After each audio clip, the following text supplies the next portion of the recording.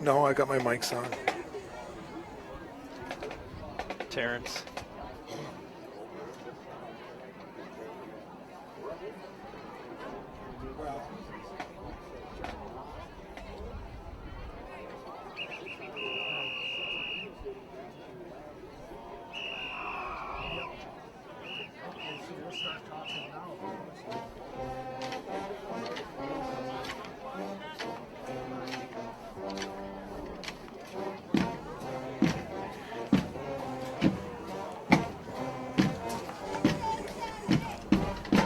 And football fans, a pleasant good evening from Ewens Field in Virginia. Beautiful, beautiful Friday night of high school football tonight.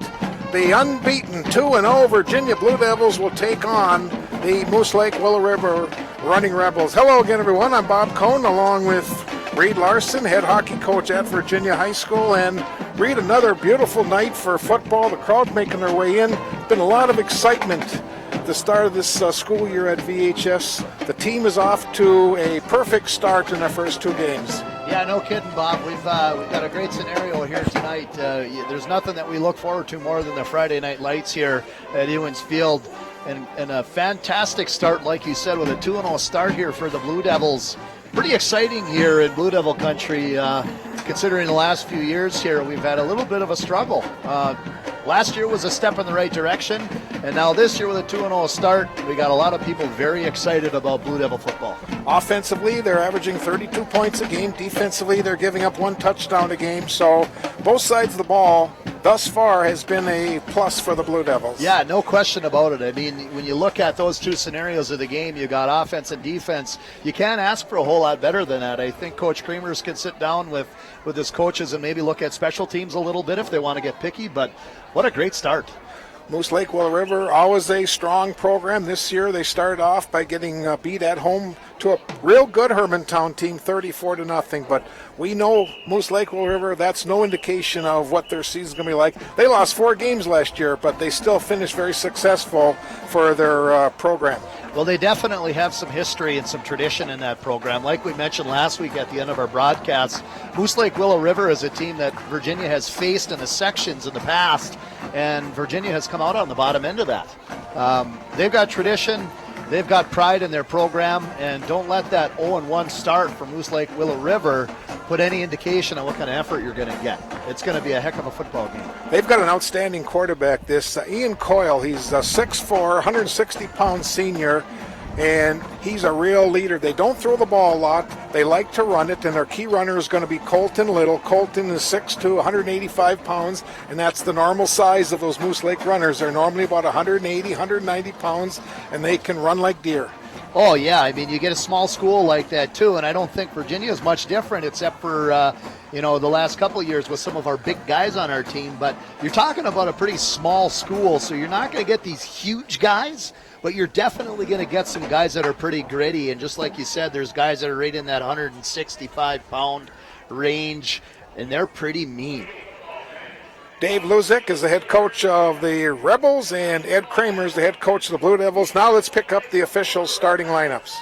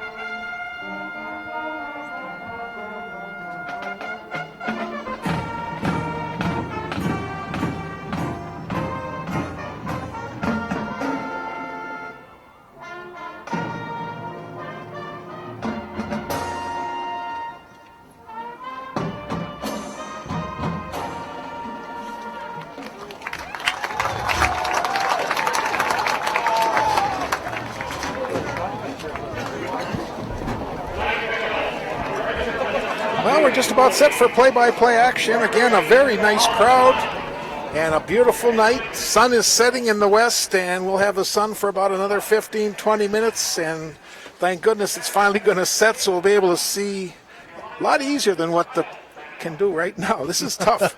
It's tough, and that's why I wear this hat and the shades here for at least the first half an hour, Bob. It's tough to catch this with the sun in our face. They call it Friday night lights for a reason. We want that sun to go down and those lights to fire up. That gets these kids excited. And I don't know whoever thought of this. Again, I mention it every year, but they build it with the fans, the stands, the press box facing the west, right in the sun. And the first 3-4 weeks, you have to deal with this. But we're all set for high school football. Virginia will kick off, and that'll be Josh Doherty doing the kicking off for the Blue Devils. Back deep to receive will be number 2, which is a good one, Colton Little. And on the other side, number 14, that's Ryan Barrett. Blue Devils will go from south to north, and our kick is short. Bounces around a little bit. Now Barrett will pick it up. And the Blue Devils get down quickly. That's nice special team coverage. 71, Tyler Herbert, one of the first Blue Devils in on the stop. That's a good way to start it off there, Bob. I know that the kick was a little bit short. We talked a little bit about that last week. The more and more that Josh Doherty gets out there and kicks, the better and better he's going to get. They've had Connor Cusick kicking for them for a number of years. It's time for some new blood there. Connor did a great job, but getting that kick down there a little deeper, he'll get better. Great coverage, though, just like you mentioned. Blue Devil front four sets in, and my favorite one, that front four, is Tanner Hinsman, number 28. It reminds me of Timmy Croft, who played, well, this was probably 25 years ago, but he's small, but he's quick, and he's tough. Little will come in motion, gets the pitch, trying to go the right side, gets a little bit of a seam, but then gets taken down after a gain of a couple. That's nice pursuit. I think Riley Dishnu, one of the Blue Devils, in on the stop. Yeah, also looked like Jordan Checo was in there as well, too. Made a nice tackle there from the linebacker position in the middle. It showed great pursuit to the football there. It's so important that you get all 11 bodies on that ball. It sends a message to those runners that, hey, you better make a decision quick. You're going to have 11 bodies hitting you. Oswald is the fullback in this set. Handoff goes to Little again, straight, and no place to go. A lot of Blue Devils in on the stop. I think the big guy was in on that one, along with Foy. Foy and number 63, Bryce Kennedy. You got 63 standing there, and he's the biggest guy by far of anybody out on the field. But, you know, don't let your eyes play tricks on you. You got 66, Jordan Checo, right behind him, who's not a small character either. But from this distance, standing behind Bryce Kennedy, he doesn't look that big. 3rd and long for the Rebels. Here's a pass downfield, and it is incomplete. They tried to hit going out for the pass was Ryan Barrett. It's incomplete, and the Blue Devils stop them on their first possession, and now Virginia's offense about to come out on the field. Yeah, great defensive play there by defensive corner Tommy Carmody there. Made a great play, got in that receiver's way. He did make contact with that guy a little bit, but I think the referee was just going to let that go. There could have been an iffy pass interference call there, but good no call to start the game, keeps the momentum going. Bialke and Mason back deep to receive. They're standing near the 50-yard line. The punt's away. Low line drive punt, and it's going to go out of bounds, and the Blue Devils are going to start on the Rebels side of the 50.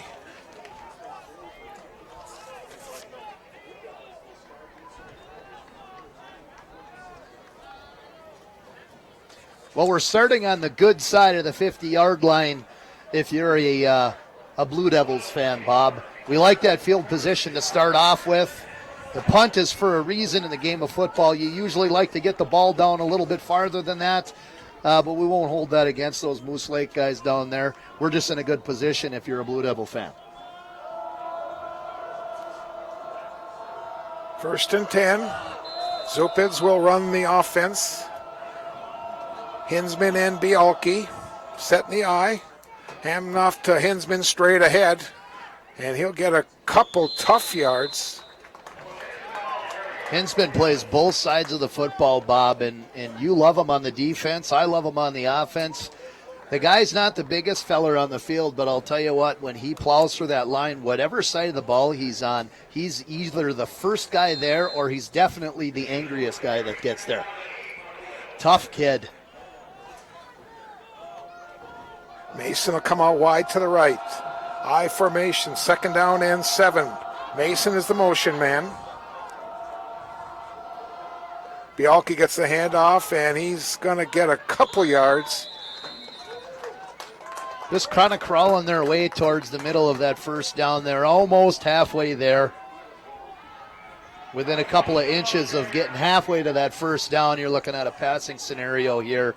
But I'll tell you what, the way Coach Creamers was running it last week, he did a nice job of kind of faking out that pass play and running a nice draw by some of these quarterbacks back there. Typically when you see Beaufoy in there, you're going to see either a draw or a sneak where he's running it. So I would assume they're going to pass right now.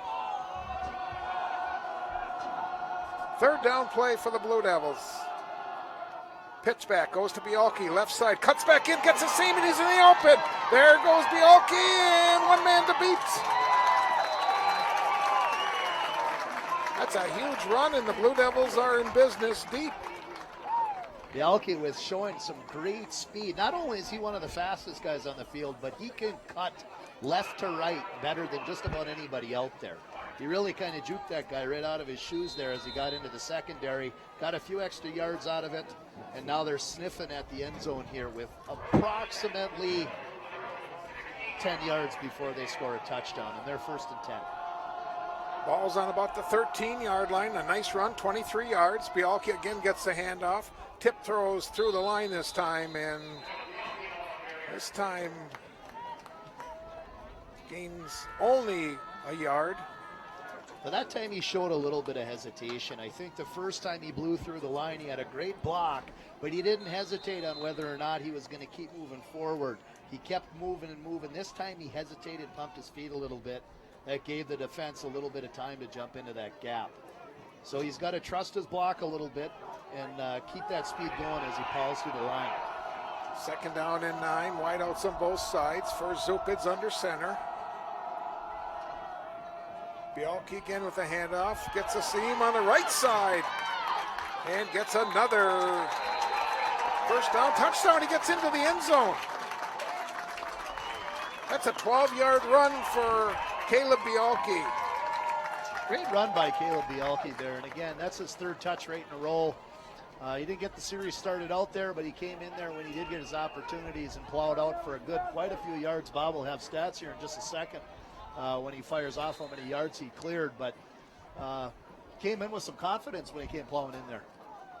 Boy, the Blue Devils 46 yards on that drive, and they get in the end zone first tonight. And now they'll go for the 2-point conversion.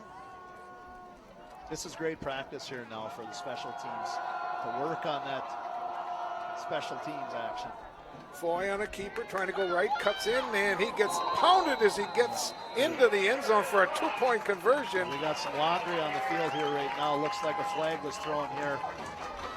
Look at a possible holding call here on the Blue Devils for their 2-point conversion. Officials now will come together, and we've got a foul legal procedure called against the Blue Devils, so they'll move them back 5 yards, and they'll have to try the point after touchdown once again. Boy, did Beaufoy really get whacked as he got to the end zone for the conversion. He came flying through there and kind of got blindsided. Took quite a lick there when he was coming into the end zone.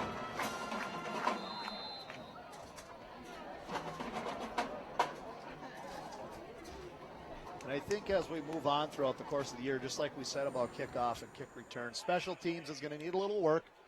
But I know that they've been working on that hard and talking to the coaching staff. So look at that to get better and better. Here's the conversion. Zupit's throwing the ball. Caught. Nate Fink with the completion, and the Blue Devils get the 2-point conversion. 8 minutes, 8 seconds to go in the opening quarter. Virginia on top of Moose Lake, Willow River by a score of 8-0.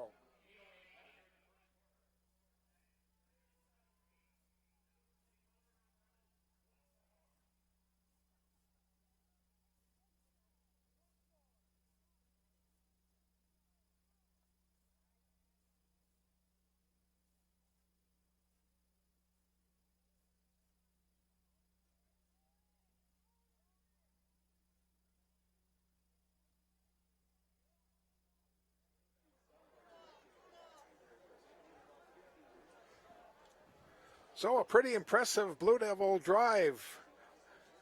They got the ball on the Rebels side of the 50. They go right down the field. 5 plays, get in the end zone. Caleb Bialke caps it off with a touchdown. Fink then gets the 2-point conversion pass. And Virginia has a quick 8-0 lead. Doherty's kick is short. It's high. Fielded by one of the up-backs. And the Blue Devil special team get down there. That's Remington Stark, a 160-pound senior who fielded that short kickoff, that is. Moose Lake getting a little bit better field position off of this kick return. Finding themselves right now right at pretty close to about the 34-yard line or 33.5 in their territory. The Blue Devils liking the scenario where they're at if they can continue with the same success they had on the last defensive series.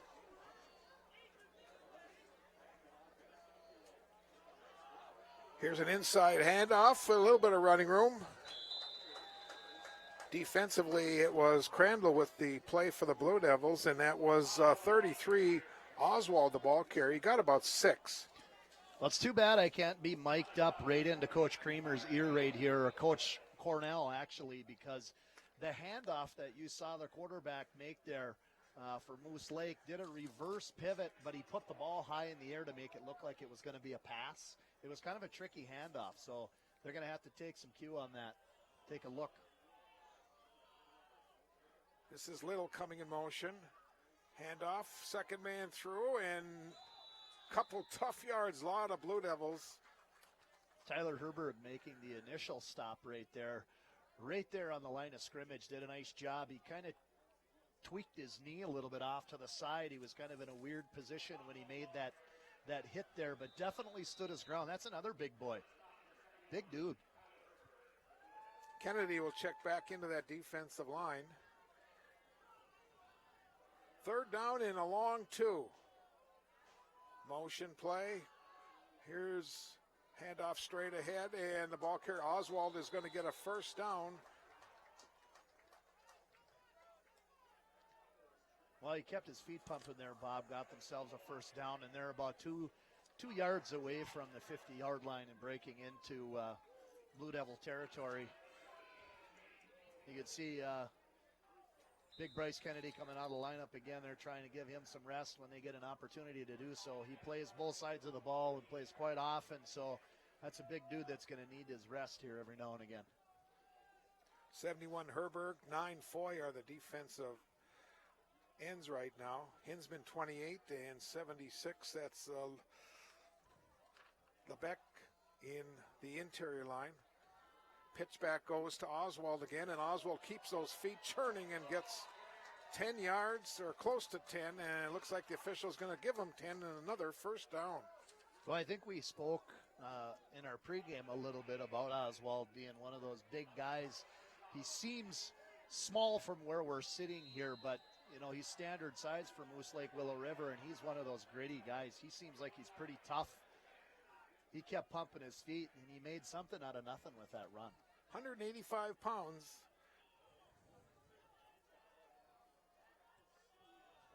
That's big for a high school kid.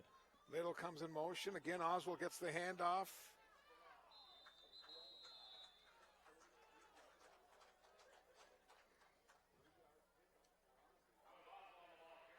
Gain of a couple. It'll be second down and 8.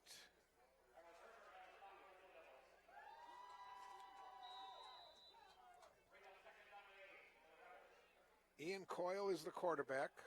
The down back is 23, Trent Jewell. The tailback in this play now is Colton Little. Little gets the pitch, going right side, reads his blocking, gets to the edge, and gets taken down. A nice play that time by Tommy Carmody. Well, this sun can go down any time here now, Bob. Your arm's gonna get tired. You're sitting there putting your sheet right in front of your face, and at least I got a bill on my hat and a pair of sunglasses, but it's getting tough to see. As soon as that sun goes down past the horizon, we're going to have a great night of football here to watch from up in this spot. Well, I don't want to miss my hair. Here's the pitch back to Little, again going right side, and again a nice little seam over on that side, and he'll get a first down on that 5-yard run, and that's their third first down on this series. They've got quite the tandem there with Little and Oswald in the backfield. These guys are both standard Moose Lake Willow River type players where they're going to be moving their feet. They're strong, they're fast, and they're gritty.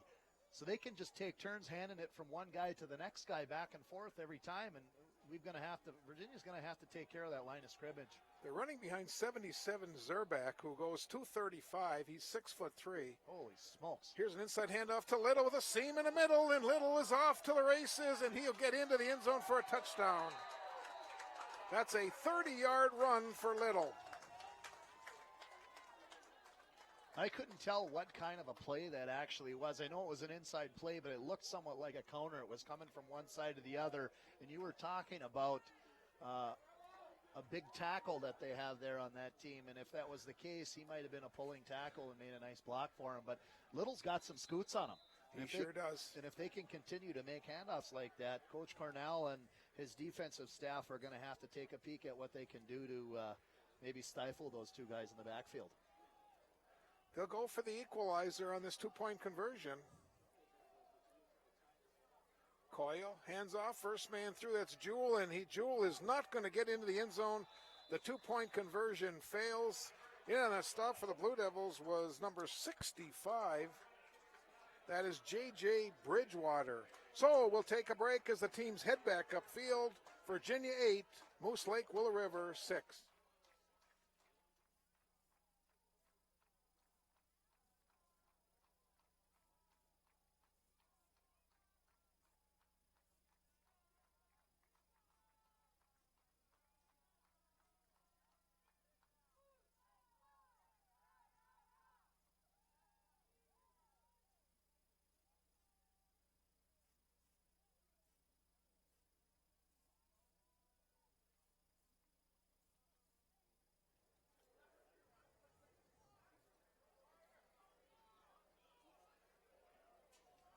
Four minutes and 26 seconds to go.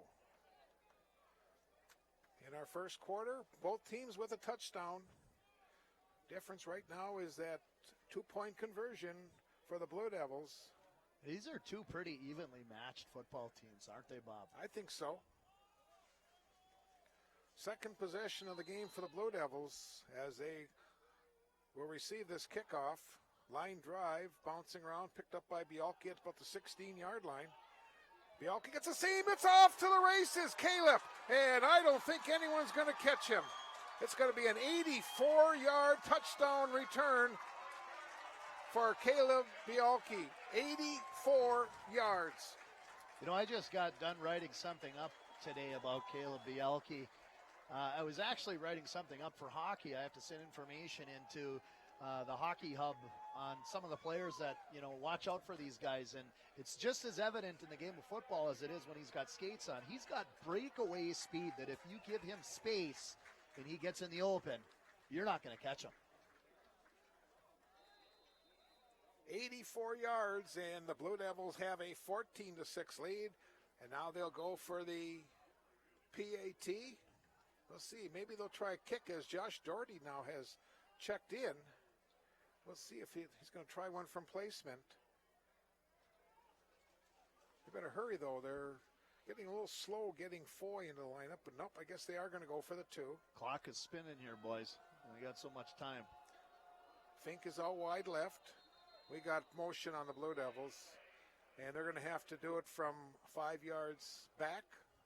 Well, they're likely going to have to switch a few things up here, and I'm not going to try to predict what they're going to do, but it looks like Foy's coming over to get a play. Watch for Foy to possibly be trying to run the football here. They like to do that with him on the two-point conversion. They tried it the first time. We got a penalty on it. Same scenario here. Tried with him again. We got a penalty on it. The first time they put Jack Zupitz in to throw the ball. This time they're keeping Will Foy in there. Blue Devils with a 14-6 lead, and now we're waiting for the conversion. Fink and Doherty will go out to the left. The ball's right in the middle of the field. Foy from the gun, rolling left, throwing the ball for Fink, and it's incomplete. Tough play going to the left, a right-handed quarterback, and It's a little bit wide of Fink, and our two-point conversion fails. The teams will head back upfield. Virginia with a 14-6 lead.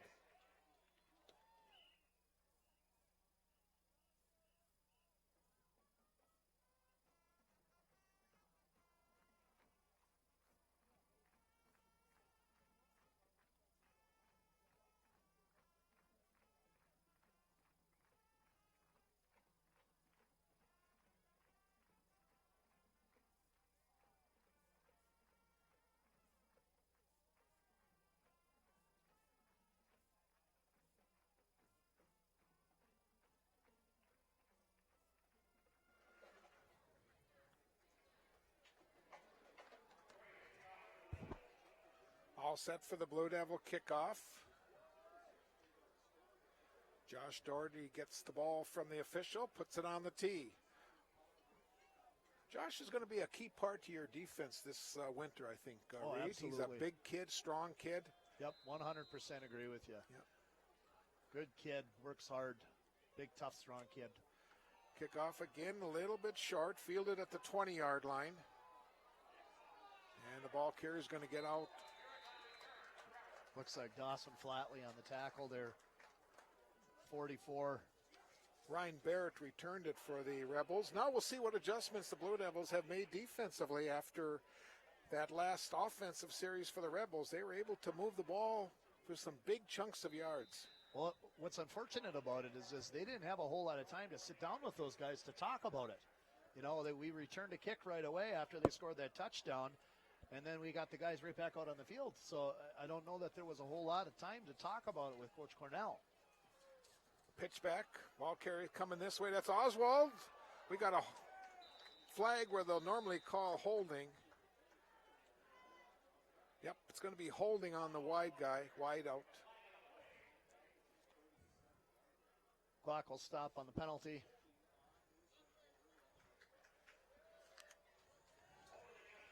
And that's something here I sure hope, regardless of who you're a fan of, I sure hope we don't see a lot of tonight is penalties called. Obviously, they got to make the call if they're there, but hopefully the teams are disciplined enough to keep the flow of the game going.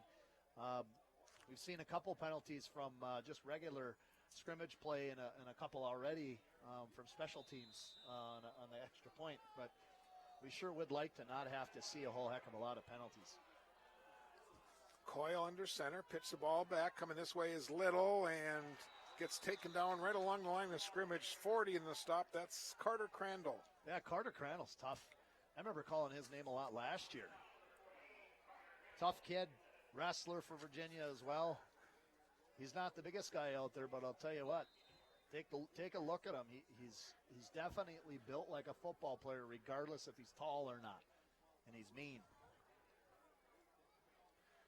Blue Devils have 4 defensive linemen on the field. Now they've put in 65 J.J. Bridgewater. J.J. is 5'11", 275 sophomore with Kennedy, Foy, and Yuso. And we have a flag. Motion man that time was Barrett, and I think it may have been delay of game. Second penalty on the Rebels. Second penalty in this series of downs. Now Hinsman comes back into that defensive line.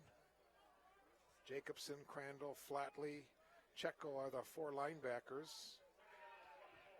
Mason, Fink, Herman are the deep 3. Second and long. Barrett again comes in motion. Handoff goes. This is Oswald. He gets slowed and taken down. There's the big guy, Kennedy, in on the stop. What a great defensive play there. And I guess if you're watching real closely on the line, you got to pay attention to some of the things that happen. Jordan Checo steps up. He's showing that he's going to be a blitz man from the backfield. He steps up into his gap right away.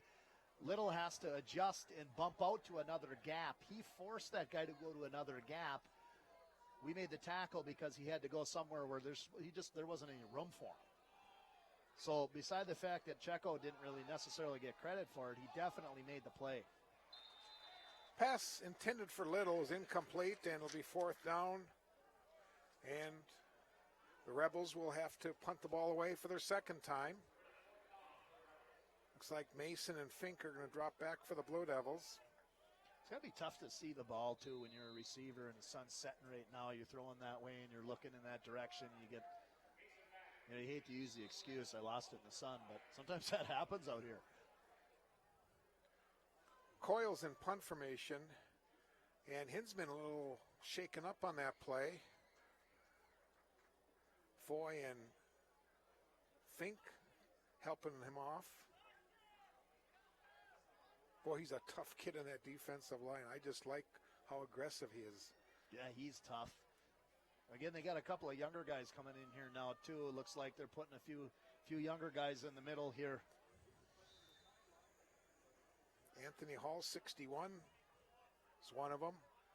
Punt time, punts away. Mason will field it at his 39-yard line, trying to get to the edge. 50, 45, and Virginia again will start on the Rebels side of the 50. And I'll tell you, this whole first quarter, the Blue Devils have had this field advantage. Yeah, I mean, that was actually a really nice punt. It was a good punt. It had a lot of hang time on it. It gave their cover team an opportunity to get down and put the pressure on Mason. He did a nice job of bumping that out wide. He cut it up the field when he got his opportunity. He actually got a few more yards out of it than I assumed he would get. So good punt, decent return, and the Blue Devils now with really nice field position coming into their third series. Mason goes out to the left, Carmody to the right. Flatley is the down back. Bialke gets the handoff, gets a little bit of seam, and a nice defensive play by Trent Jewell. Otherwise, I think Bialke would have had a huge gain. Yeah, again, talking about Caleb there earlier, if he makes that first move and then cuts the direction and goes, I think he's fine. He looked like he wanted to make an extra one that maybe gave their defender time to get on him. If he makes one move and goes, I think he's gone. Second down and 6. 41-yard line. Doherty is the motion man. Pitch back, coming back to Bialke, trying to get to the edge. No place to go. They're going to force him out of bounds. Let's see where they'll mark it. They will give him looks like a couple yards anyways. He's limping a little bit coming off the field there, Caleb. Sometimes you worry about that when guys are getting tackled into the other team and whether they're going to land the right way. And on our field here, you get on the sidelines, it's not cushiony where you fall if you're outside the boundaries. If you land where all the players stand, that's hard ground there. Yes. You twist your ankle, and so hopefully he's all right. I think he's fine. He's a tough kid. 3rd down and 3 for the Blue Devils. Ball's on the right hash mark. Zupitz gives it off the first man. That's Flatley, and Dawson is going to get a Blue Devil first down. He definitely has the forward progress on that. I would think if they spot the ball the right way, all they needed to do was get across the 35-yard line. Doesn't look like they need to measure it. They already marked the first down. Dawson Flatley showing great power and strength in those legs. That's a kid I'd see in the morning all the time in the weight room. All the time. Jack Zupitz gets the play. You see young football players that might be watching this right now. You see how strong some of these guys are. That's because they're in the weight room doing squats. Wideouts on both sides. And now we have a timeout called by the Blue Devils. I'm not sure exactly what the timeout might have been for. Maybe it took a little bit too long for them to get set up, and Coach Kramers was maybe starting to think the clock was ticking down, and he didn't want to risk getting a delay of game penalty. So I think maybe that might have been the reason for it. 1 minute to go in the opening quarter. Let's again recap the scoring at 8:08. Bialke on a 12-yard run. Zupitz to Fink, 2-point conversion, made it 8-0. Then on the Rebels' second possession, Little on a 30-yard run, 4:26 remaining on the clock. It was 8-6 as the 2-point conversion failed. And then on the ensuing kickoff, Caleb Bialke took it from his own 16-yard line, went 84 yards. 2-point conversion failed, and the Blue Devils have a 14-6 lead. Well, that's definitely a good way for the Blue Devils to answer after Moose Lake Willow River scored their touchdown. I'm sure the defense was a little irritated by giving up that. You can't be too hard on yourselves. They responded the right way. They came right back with a great special teams return in Caleb Bialke, and look what happens. Now you're right back on top. Blue Devils center now is number 50, Cole Raymond. Cole is a 5'7", 165-pound junior. Mason is the motion man. Zupin's rolling left, looking downfield, throwing the ball, and it's intercepted by Little. Zupin's with the stop, and again, that's such a tough play. Quarterback right-handed, rolling to the left. It's hard to get your feet set and throw a hard pass, and that time Little read it, stepped in front of it, and picks it off. Yeah, he was bootlegging off, and just to try to explain this to the people that are watching and listening, when a quarterback bootlegs off to the opposite side, he's throwing against the grain. He's not able to set his feet the right way. He can't get enough on the ball. The reason why they had to do the play that way is because of the way they were set in the field. They were kind of off the other direction. Here's Little into the open, and he's going to go for a touchdown. Colton Little will go 65 yards for a Rebels touchdown. Well, Colton Little is definitely somebody they are going to have to keep an eye on here tonight. Clearly, he scored the first touchdown, and he made a great play from scrimmage. I think that any time that you have a turnover like that and the offense gets the ball, defense is automatically on their heels right away because they're rattled about that turnover. And we have so many guys that play both ways on Virginia that, they're still trying to recuperate from what just happened. So time to kind of take a deep breath and gain your composure here, fellas, and get back at her. Rebels will go for the 2-point conversion. That'll tie the game. Pitch back goes to Little, reads his block, and he's not going to make it as Crandall, number 40, with the defensive stop for the Blue Devils. Timeout on the field, 41 seconds to go in our opening quarter. It's a track meet tonight. Blue Devils 14, Running Rebels 12.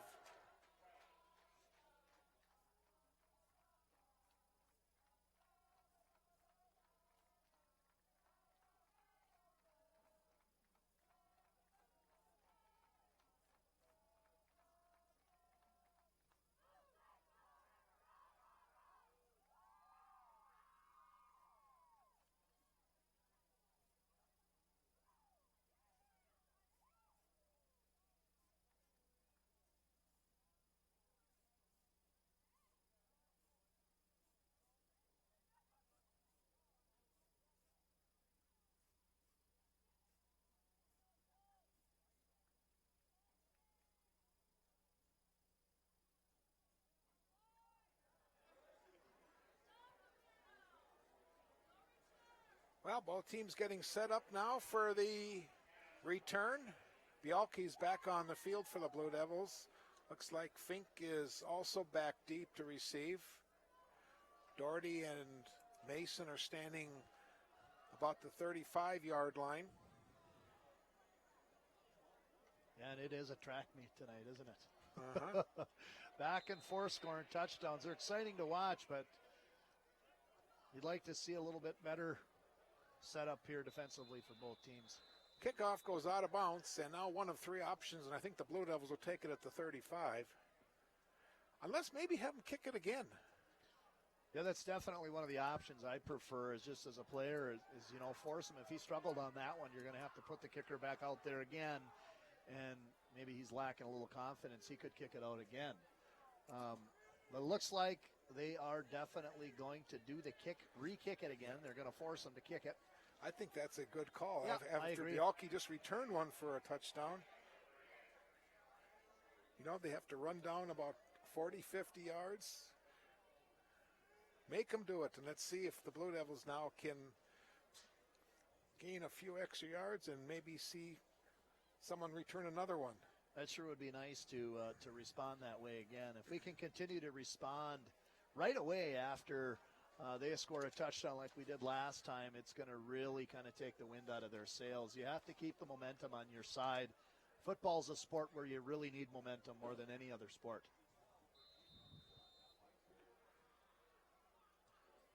Another line drive kick fielded inside the 25-yard line, and this is Carmody returning it.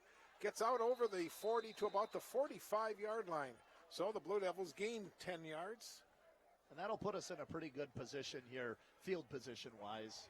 You know, we're pretty close to the middle of the field, kind of grinning at the other side of the 50 right now. For the most part, we've been in a pretty good spot field position-wise the whole night. Absolutely. Blue Devils unofficially with 57 yards of offense.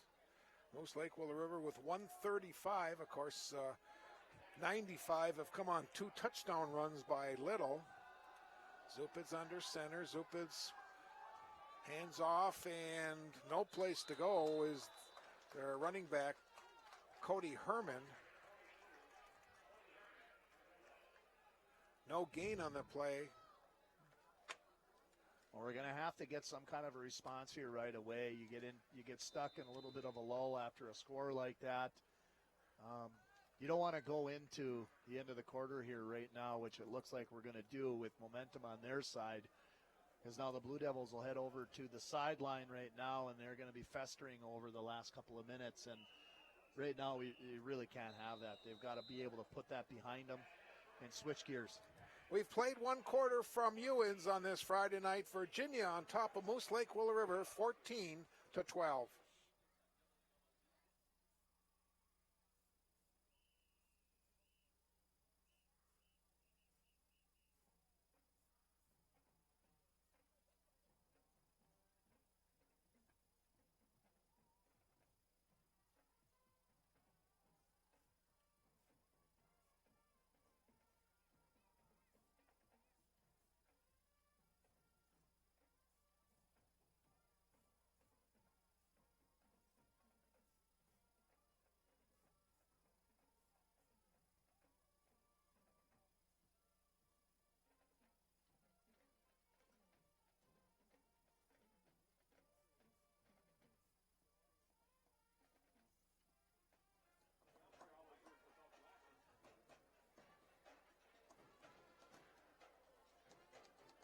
(14-12), Virginia over Moose Lake Willow River. Blue Devils come in perfect on the season with 2 wins and 2 tries.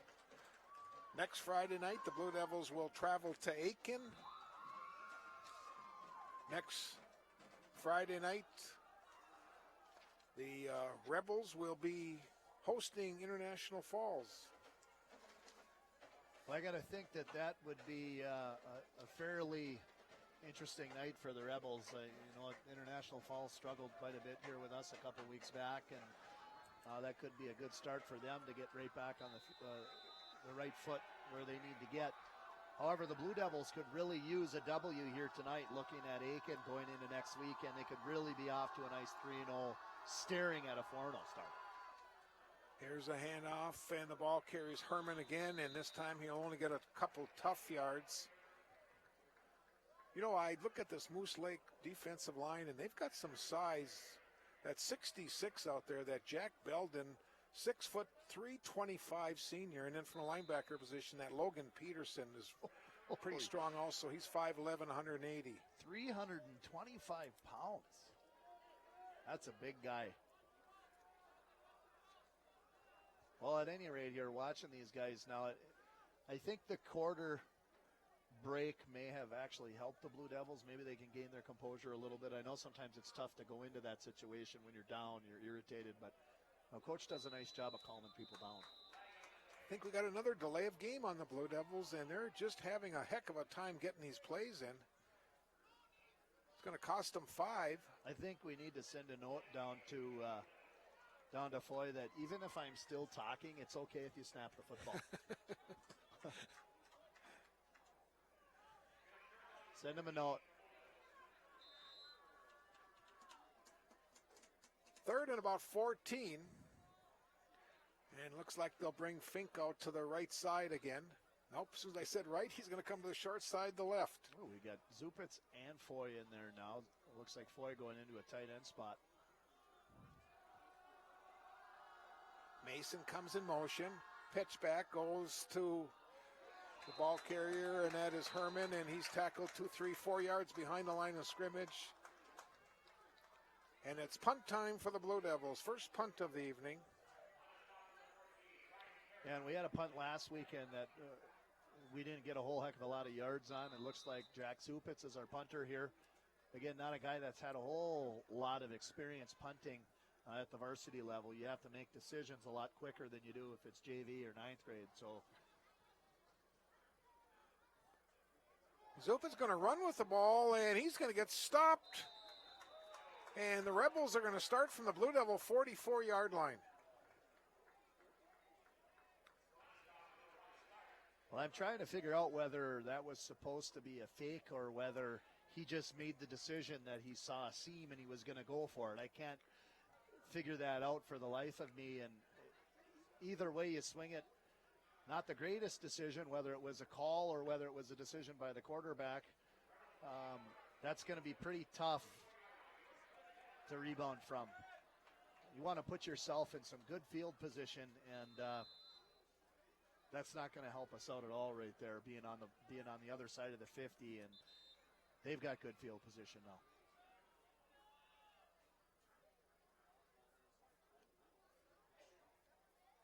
We just had a little delay, as not sure what was on the field before the coaches came out and grabbed it. I think Brad Kern, our trainer, must have had a pair of sunglasses that fell out of his pocket. He was running over to the other side to attend to a Moose Lake Willow River player, our trainer, and I think he dropped a pair of sunglasses. I thought it was a $50 bill at first. Here's Little, and he gets taken down by Tommy Carmody. Hey, you got to assume that if that was a $50 bill, I'm going to be the first person out of here running down for that thing. And I'll tell you what, I can get to a $50 bill pretty quick.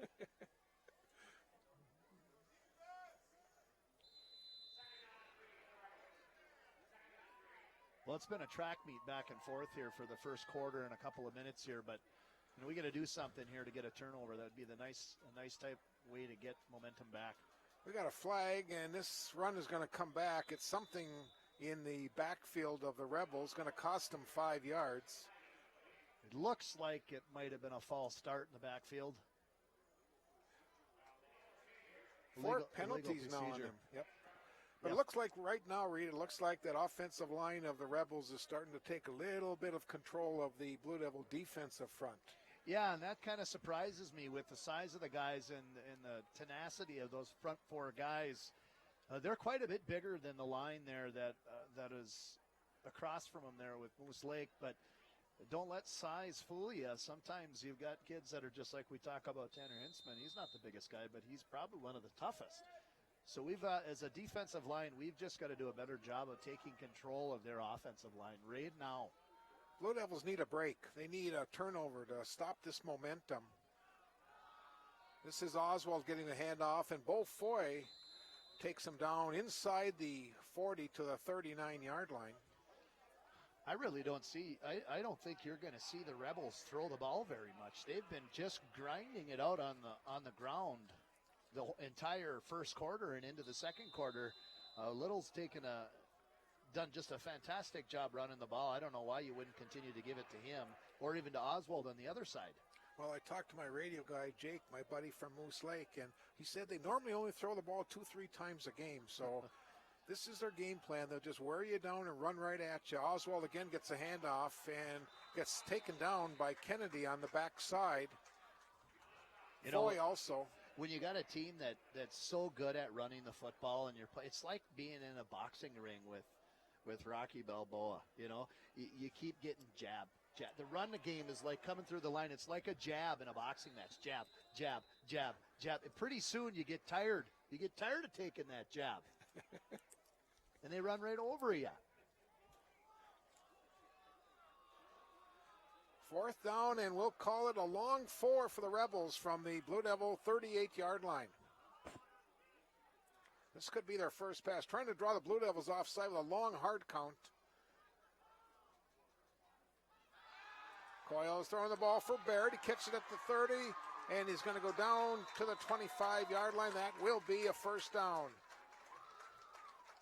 Well, I think our defensive line did a pretty good job of getting through the line of scrimmage to put pressure on the quarterback. I guess the only thing as a former defensive player that I would give for advice to those Blue Devils is if you're going to plow through, great, but as tall as some of you guys are with Kennedy and Yuso and Foy, if you're getting through the line and he's ready to throw, get your hands up in the air. You may be able to get a hand on that thing. First down, Rebels from the Blue Devils' 25-yard line. Oswald is a motion man. Pitch back. This is Little trying to get to the edge. We've got a holding penalty, and Little is going to get forced out of bounds.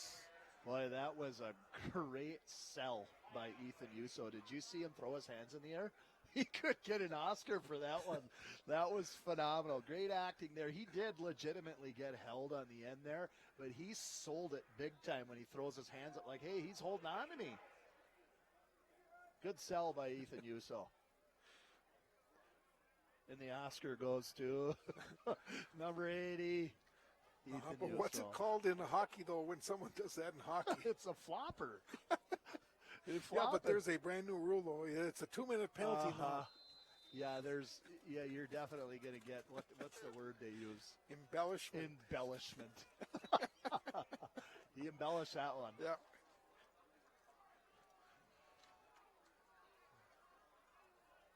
Little comes in motion.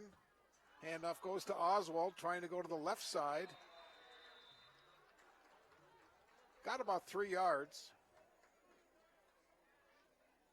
Well, I've got 151 yards on the ground for the Rebels. You know, last weekend when we had Coach Kramer's, he was mixing guys in and out of the lineup in the game that we had last Thursday. He could do that. He could get guys and change guys in and out of there. He got a number of guys playing time. Right now, we don't have enough guys to be able to keep these guys in there that long. They play positions on both sides of the ball, so he still has to rotate guys. Stark is set up in the slot on this play. I formation pitch coming this way is Little trying to get to the edge, and Carmody slowed him down and just made him go a little bit wider. And there's also a flag. It's going to be holding again, I think, on the Rebels.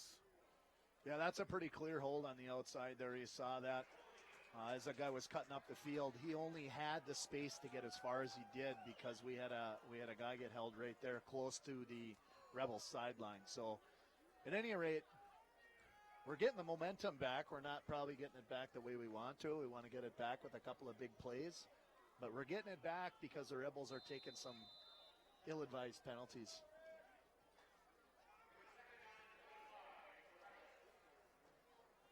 So they're moving back to the 40. They have to get to the 15. That means it's second down and 25.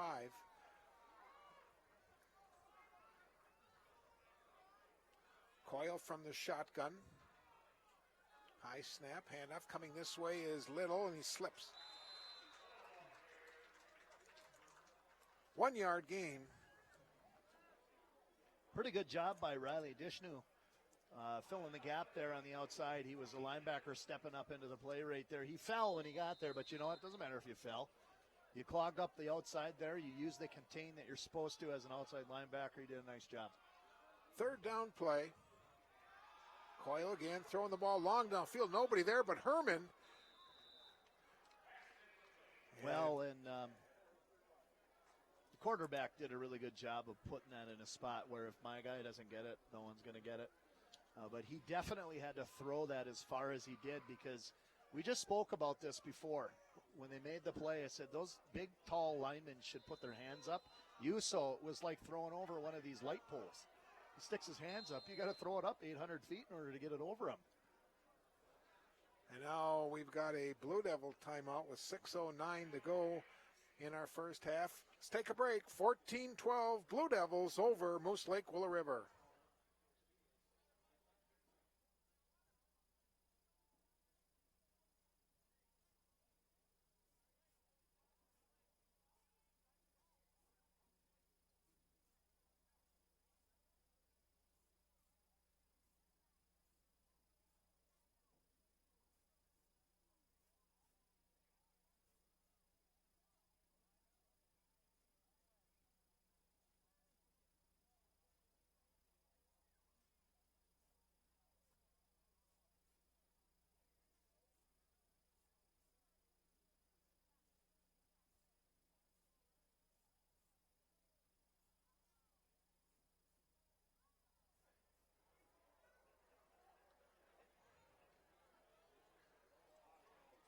Well, we're just about set to resume action. It'll be a fourth down play coming for the Rebels. 4th and 25 or 24 yards to go. 6:09 to go in our first half. Blue Devils with a 14-12 lead. And now the Rebels will punt. High, nice driving punt. Nobody back for the Blue Devils. It takes a Rebel bounce, and it's going to be down near the 1 yard line. Boy, I'll tell you what, that is field position right there. But look at this. We got Laundry on the field. I don't know what that flag could be from all the way back there. I don't either. It was called by the referee. That was a great punt, but holding on Virginia. That's not gonna help our cause at all. Well, it's only going to go half a yard. Half a yard. I mean, it's already sitting basically on top of the goal line down there. But you talk about field position, that's about as perfect as a punt can be right there. It's supposed to put you as close to the end zone as you possibly can if you're Moose Lake. And that was great. And it actually took a bounce for the better. It bounced, kicked closer to the line, and then they had a guy down there to stop it from rolling into the end zone. You see that in the NFL games. Look for Zupitz, just to try to quarterback sneak it out a couple yards. He does. Straight ahead, gets out to about the 3, maybe the 4 yard line. Yeah, he got about 3-4 yards on that there. He might as well do it again. And they might clog it up. They might put a little bit of a goal line defense in there, even though they're on the opposite goal line. But it's coming at you right now. Here comes the big 300-pounder out on the field, Jack Belden again, 325. And take a guess why they're putting him in there right now. They're putting him, I think, just about over the ball. They're putting him right exactly where they assume Jack Zupitz is going to run the football right now. Second down. Bialke gets the handoff, and Bialke gets to about the 9, maybe the 10-yard line. That's a nice run, and it's going to be 3rd and short. Pretty close to a first down anyways. He's about a yard away. But nice little run there by Bialke. They're crawling their way out of the end zone. They're going to put themselves in an okay position. Now, normally when you see a third down here, you're thinking there's a possibility they're going to pass, but they're not going to pass right now. That's just my gut. 61, that's Anthony Hall, is in the offensive line for the Blue Devils. He's with Herberg over on that right side, straight ahead. And it looks like with the surge, it'll be a Virginia first down. Zupid's the ball carrier, and that'll be the 4th first down for Virginia. Yeah, I would think that would get there. They didn't even have to measure that one. They went ahead and called it right away. Pretty good forward progress there, but certainly those linemen there on the defensive line for Moose Lake did a nice job of clogging that up. If Bialke didn't get as close as he did last time, they might have stopped us. Coming up on 4.5 minutes to play here in the first half. Virginia on top of Moose Lake Roller River, 14-12. Blue Devils now go with wide outs on the wide side. Zupid's rolling right side, looking, throws it underneath. That's Yuso with the completion. And Ethan goes out of bounds near the 20-yard line. It's going to be about a yard or 2 short of a first down, but it's going to set up a second down and short. Zupitz did a really nice job of checking off all of the different options that he had there. And typically when you got a play that rolls out that long as a pass, that tight end is kind of your last option as he's folding across the field right there. And he looked downfield, didn't see anything at number 2. And then number 3, I'm going to make that dump off to Ethan. Good idea. Here's a handoff. That's Bialke, the ball carrier. He gets tackled by Stark. Came up from his defensive back position. The play went for a yard, and I think it's going to be just enough for a first down. Looks at the stick, and official does say first down. 5 first downs for the Blue Devils. Rebels with 6. The Blue Devils could do a really good job right here, and I know this is going through any coach's mind over there. Coach Creamers knows what he's doing. They're going to try to keep the ball on the ground and just grind away as much as they can here and run the clock down and get into halftime with a lead. Doherty goes in motion. Zupidz will give it off to Bialke. Slips through a little seam and gets a couple yards to the 25-yard line. they can get 2 or 3 yards every time they do that, they might as well just keep doing that here for the next 3.5 minutes. Like I said, get into halftime with a lead. Defense can sit down with Coach Cornell and sit down and talk a little bit about what's happening on the defense side of the ball, see if they can come up with an answer for Little back there. Get in there with a lead. Fink comes wide to the left. I formation. Pitch back goes to Bialke, trying to go outside, and he gets taken down right along the line of scrimmage. May have even fell backwards, and we'll see. I think they will mark it a yard behind the line, so it's going to be a 3rd and 9 play coming now. He kept his feet moving for sure. He kept bumping those feet. He kept going as much as he could. He got tangled up there. Guy might have got a hold of his shoelace. But now they got 3rd and long. 3rd and long for the Blue Devils. 2:40 to go in our first half. Again, Fink will come out wide. He'll draw single coverage. That's Colton Little. Zupitz with a long count. He's Bialke again. Zupitz is trying to call somebody, get somebody to hop off sides there, as he's maybe giving him a hard count, giving him a couple of different hike calls there from the ball, trying to get him to jump. And they weren't biting on it, Bob. Not at all. And now the Rebels will call a timeout with 2:21 to go in our first half. They want to get the ball with decent field position here and maybe try to get in the end zone before the end of the half. Yeah, great call by head coach from Moose Lake. He's calling a timeout there right now. He knows that this is a tough first down to get with a 4th down and about 3.5, 4 yards to go. He's got a good idea that he could possibly get the football back, and they could go in with a lead. Let's keep our fingers crossed here, as we're a couple of Blue Devil fans. Yeah, just a couple. Couple of us. Just a couple, yeah. Well, you got blue on. Yeah, well, Blue Devil I Bob. always wear. Well, that's what your buddy over in Evith calls me.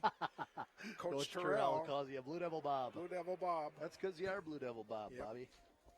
I love it. 4th down, Zupitz in punt formation. Rebels I think they're going to set up to try to go after and block this one. There's nobody back deep. Oh, boy, the flag comes in. Kick is away. And I think Virginia's going to have to punt again as the ball is downed at the 30-yard line. That was a really good punt there, but horrible luck on our side. I don't see what happened. They said 2 men were shifting at the same time. Illegal procedure, yeah. Moose Lake has an option of taking the 30 or moving back. I think, oh, no, they're going to take the play. This one I question why you would. I'd take the field position if I were them. They got 2 minutes left. I know. I don't understand, but. So I don't really know why they would do that. But Yep. anyways. I'd make Virginia punt the ball again, but that's what they'll do. They'll start from the 30-yard line, so they have to go 70 yards. Kennedy comes off. Well, they certainly have a little bit of confidence in Little back there, so maybe coach is thinking, hey, he's been grinding out yards all night long. Maybe we'll just run the clock down, play a little 2-minute drill here with our offense. Anton Lebec now is playing that defensive left tackle for the Blue Devils. Little comes in motion inside. Nope, not inside hand. Here's a long pass downfield for Barrett, and he could not catch it at the 50. He'd gotten behind the secondary. And they're taking a shot for the end zone there of the second time of usually only 2 or 3 times a night they throw the football, from what your buddy was saying down there that's doing the radio for Moose Lake. They usually don't pass very much, but that's a great time to do it. Stops the clock. Incomplete pass, and now they've got 2 minutes and 6 seconds left. And got a few more plays left to get a first down. From the shotgun with wide outs on the wide side, that's the right. Coyle throwing the ball in the flat area. It's caught. And the ball carrier gets knocked out of bounds. That is Brady Watron. Well, and if you understand football a little bit, they've got timeouts left, too, that they can use to stop the clock if need be, but they didn't need to. As soon as that pass went out to the flats, the Moose Lake receiver makes that catch and gets out of bounds so that they can stop the clock here with 2 minutes left. Now you're in a 2-minute drill situation.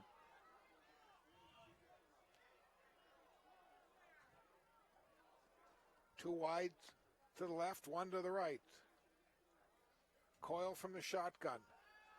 He's going to throw the ball long downfield for Barrett, and he'd gotten behind the coverage, but the pass was a little bit too long. Coyle is 2 for 7, 26 yards in this first half. Yeah, that was a nice play. Good idea. The receiver got behind the Virginia defensive back there. But again, the quarterback put it in a good spot where if his guy didn't catch it, no one was going to catch it. Second down and 10 from the 43-yard line. 1:55 to go in our first half. Little gets the handoff, trying to get out to the edge. And he will get taken down after a short gain. Again, he shows his speed. And the clock is still running, which means he didn't get out of bounds. Still ticking down. They still have 2 more timeouts here. They're going to take another play. They think they can get this first down, but the clock's ticking down here with 1:24 left. Wideouts on both sides. They're going to pass this time. Over the middle, and it's caught by Barrett. And he'll go down to the 40-yard line. Ball came out, but they rule him down. Look at Moose Lake to take a timeout here with 1:05. Either here or on the next play, they want to set something up here. They could let it run here for a second, but I would probably take a timeout, which is what that means now that the guy with the white hat Mr. McDonald is waving at us. That means he's waving at the clock up here in the press box to stop the clock. Again, Virginia will be on the road next Friday night. They'll travel to Aiken. And then 2 weeks from tonight, they'll be back here for Two Harbors. A very tough Two Harbor Agate. Boy, that program has really gotten strong along the North Shore. More and more people are moving in along that area. It's really a growing community.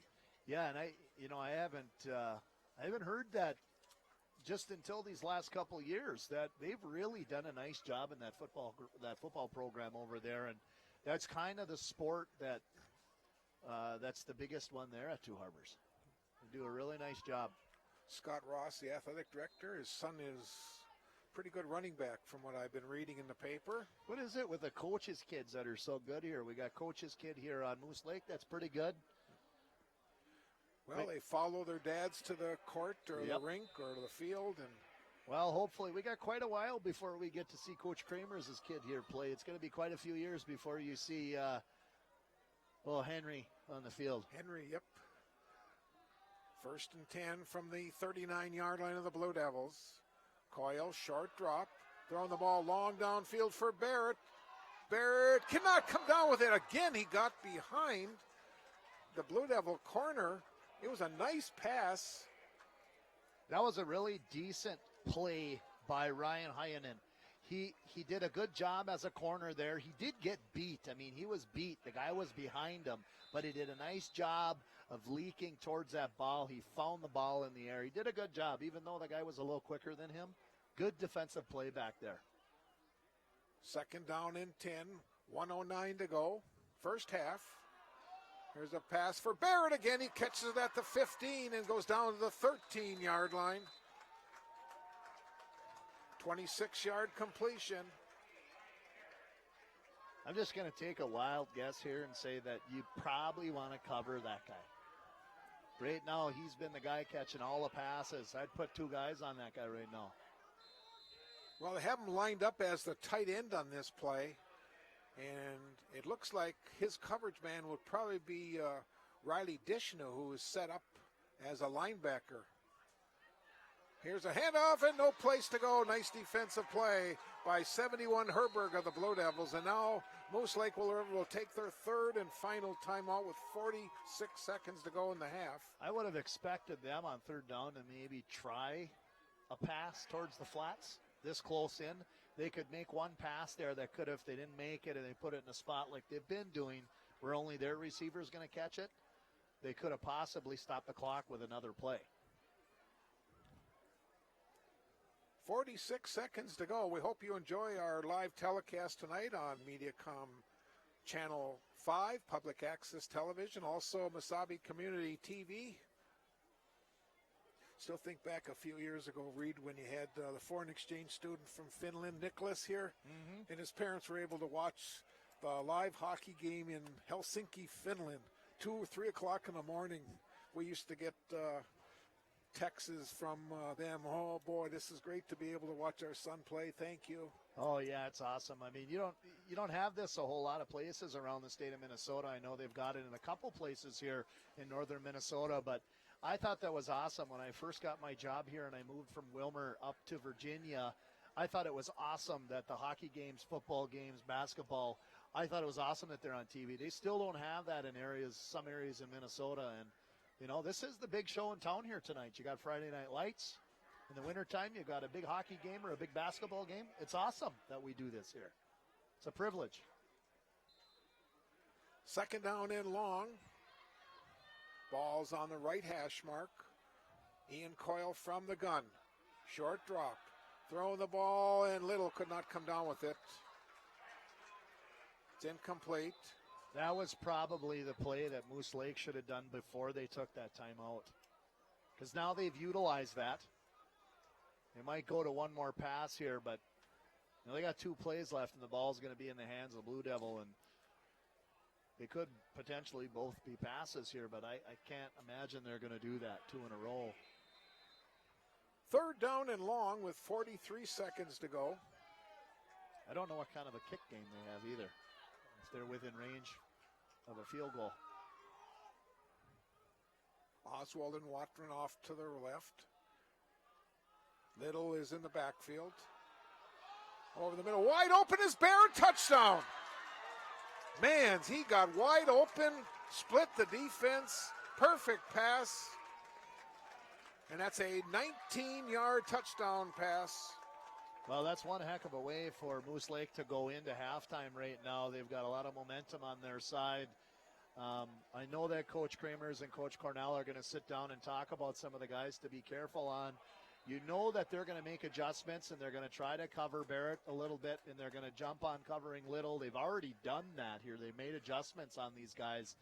But now they're going to have to figure out what to do if they're covering those guys, because that's going to leave somebody else open. They got a lot of weapons on that Moose Lake team. Absolutely. Going for 2. Little gets a pitch, coming to the right side, cuts in and gets in for a 2-point conversion. And Mr. Little and the Rebels have taken a 20-14 lead over the Blue Devils with 37 seconds to go here in our first half. Reed, looking at the statistics, I've got 147 yards on the ground, 88 through the air for the Rebels, 10 first downs. Blue Devils with 82 yards on the ground, 9 yards in the air. Yeah, that pass game's going to have to come into play a little bit for the Blue Devils. Moose Lake has definitely proven that they aren't just a running team, even though they've been running the ball well. We came into here with you having a conversation with their radio guy over there that, hey, they don't pass very much. Well, I'll tell you what, if you can prove that you can, you just opened up the running game even more for yourself. So now Blue Devils are going to be a little bit more careful with their pass game, which is going to open up that 5 yards here, 5 yards there run. So the Blue Devils on their side of the offensive ball are going to have to establish some kind of a pass game, because right now they're starting to shut down the run game for the Blue Devils.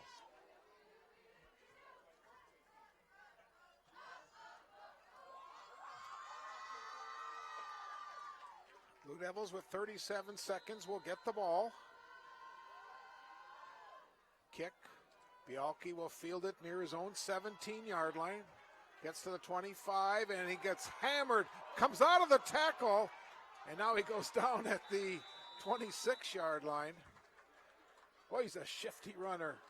Yeah, he can go, can he? Well, anyway, we've got 29 seconds left here. Blue Devils have the ball. They can make this game interesting.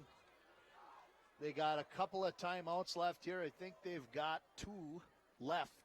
They took 1 timeout because I think they were running into a problem with possible delay of game early on in the first half.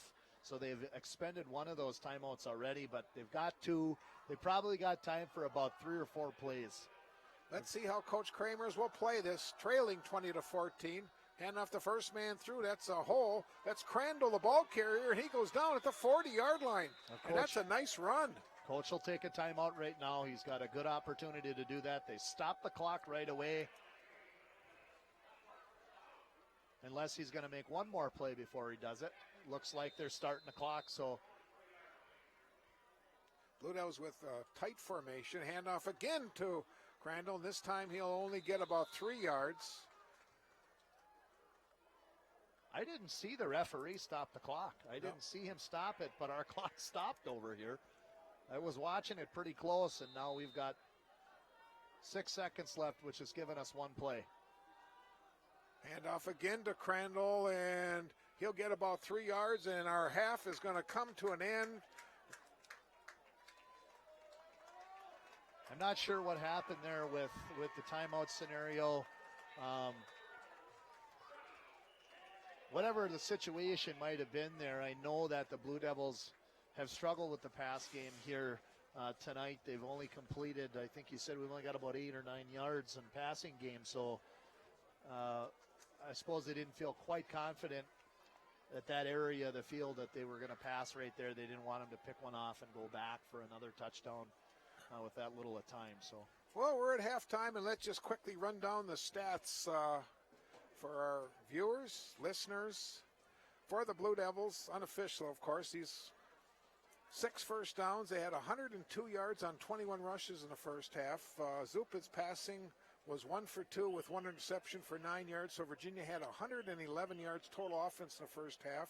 Penalties, they had 4 for 16, and they had 1 turnover. That was the interception. Moose Lake Willow River had 10 first downs, 20 rushes for 147 yards. The quarterback Coyle was 5 out of 12. No interception for 88 yards, so that means they had 235 yards of total offense, 6 penalties for 45 yards, and they did not have a turnover. We're at halftime. The teams, Blue Devils, have head down to the locker room. Rebels have stayed up, and we'll let you enjoy some of the music. Again, Moose Lake Willow River 20, Virginia 14 at halftime.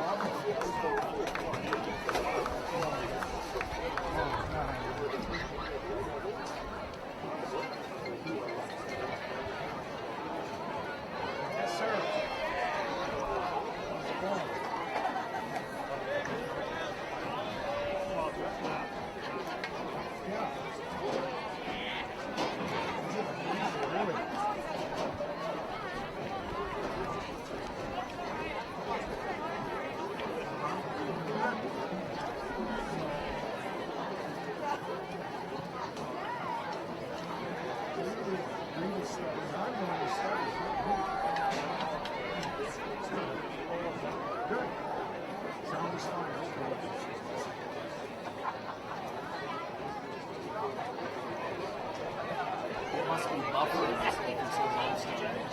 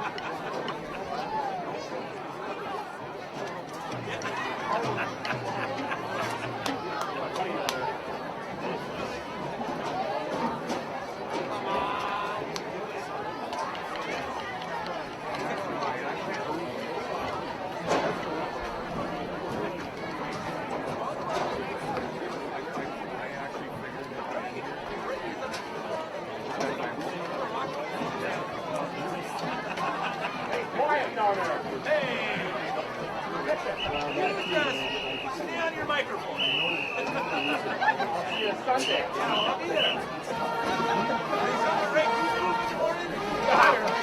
there. Bring your rig. Throw your shot back.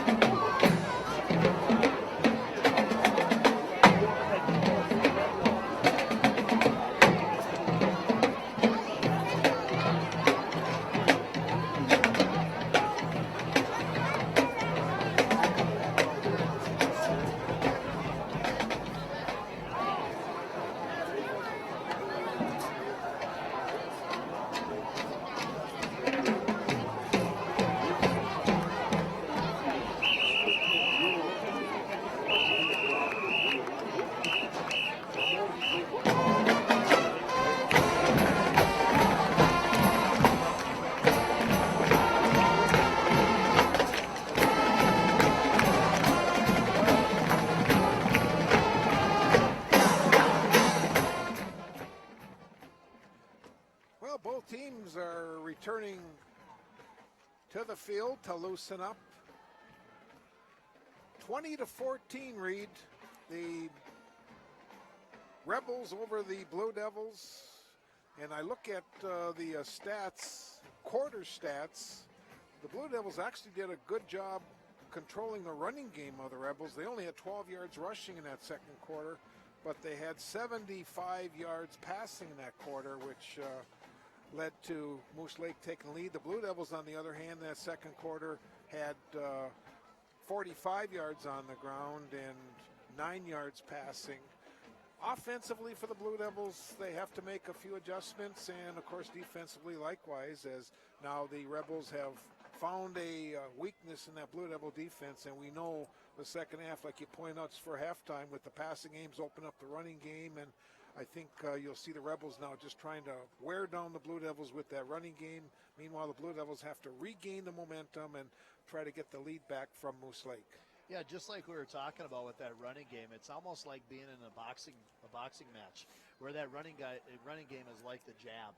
You just keep, it's not a real hard punch, but they just keep poking at you. Poke, poke, poke, and pretty soon you get sick of it, and then they switch it up on you and they throw it.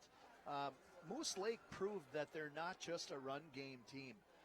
They actually proved a couple other things. They proved, as their coaching staff did a really nice job of adjusting to Virginia's run on the defense. Their defensive coordinator and their head coach did a really good job making adjustments. They said we got to be in this area, take care of number 5. They've stifled Bielke in the second quarter, haven't been able to see him carry the ball hardly anywhere. And then they made some adjustments on offense. They did a really good job. They seen what's working for them. They showed that they were capable of running the football. And then once Virginia tried making some adjustments to stop that run, they proved they could throw the ball too. So at any rate, I know that Virginia's coaching staff has gone into the locker room here at halftime. Coach Cornell and Coach Creamers have sat down, and I know they're thinking about, okay, what can we do here? They've got 2 areas of defense that are just phenomenal, 2 areas of offense that they're just phenomenal at. They can run and they can throw the ball, so we got to figure out what we can do here. Recapping the scoring in the football game in the opening quarter, Virginia took the lead, 8:08 to go in the quarter, as Bielke scored his first of 2 as a 12-yard run. Then Fink caught the 2-point conversion from Zupids. Virginia led 8-zip. Then on the second possession for the Rebels, Little scored on a 30-yard run. Touchdown came with 4:26 to go in the quarter. The 2-point conversion failed as 8-6. On the ensuing kickoff, Bielke from his own 16 returns it 84 yards for the touchdown. 2-point conversion failed. It was 14-6 Blue Devils. 41 seconds to go in the opening quarter. Little on a 65-yard run. The conversion failed. It was 14-12 after the first quarter. And then with 37 seconds to go here in the first half, a 19-yard pass from quarterback Coyle to wide receiver Barrett. The 2-point conversion run by Little was good, and the Rebels have a 6-point lead over the Blue Devils. Again, next Friday night, Virginia will travel to Aiken to take on the Gobblers. Meanwhile, the Falls Broncos will come into Moose Lake Willow River to take on the Rebels. Entertaining first half, and let's see what kind of adjustments now, Coach Larson. Yeah, I think just like you were saying earlier, I think the adjustments have to come in that we've definitely, on the Virginia side of the offense over here, have to find and establish a throwing game right now. Our pass game isn't quite there yet. Moose Lake has done a phenomenal job of taking care of Virginia's running game, and I think if they can establish something passing the ball, I think, again, that's going to open up some more space for Caleb Bielke. Virginia will receive the second half kickoff. Wind now is picking up a little bit out of the east, going towards the west, kind of a crosswind right now at the stadium. Rebels will defend the south goal, and Virginia will bring their receive team on. It'll be Bielke going deep. Let's see what kind of resilience we have on the Blue Devils side right now. Let's see if they've got the poise and composure to come back and rebound from just that last quarter. I think first quarter they were great. Here we go, second half kickoff from Ewens on this Friday night. Rolling ball. Bielke cannot come up with it. It goes into the end zone. It'll be a touchback. So Virginia will start 1st and 10 from the 20-yard line. Definitely a good kick there. He's got that little squib kick that he does. He's done that about 3 times already tonight, and those are tough because if that ball takes a header, it might kick in a weird direction when that happens. And Bielke wasn't going to take any chances. That was a smart move. Just let that thing go into the end zone. Take it at the 20.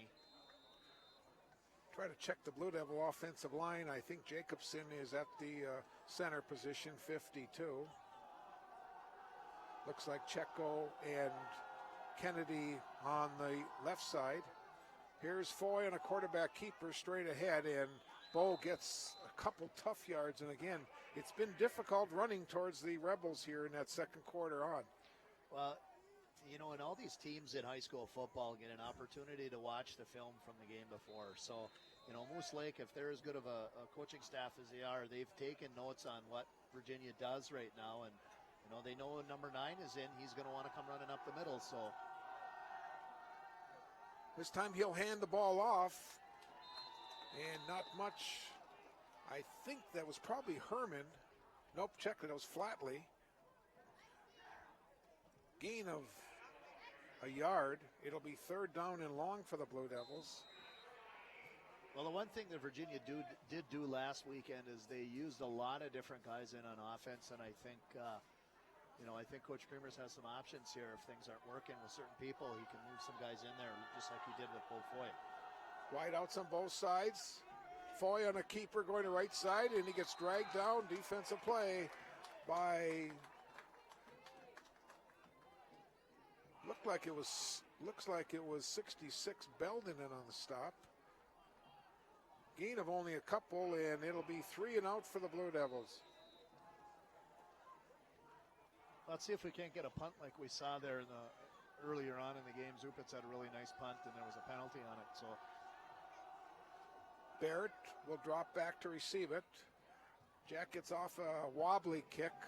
It's going to go out of bounds, and it's going to be Rebels ball on the Virginia side of the 50. Looks like they line it up near the 43-yard line.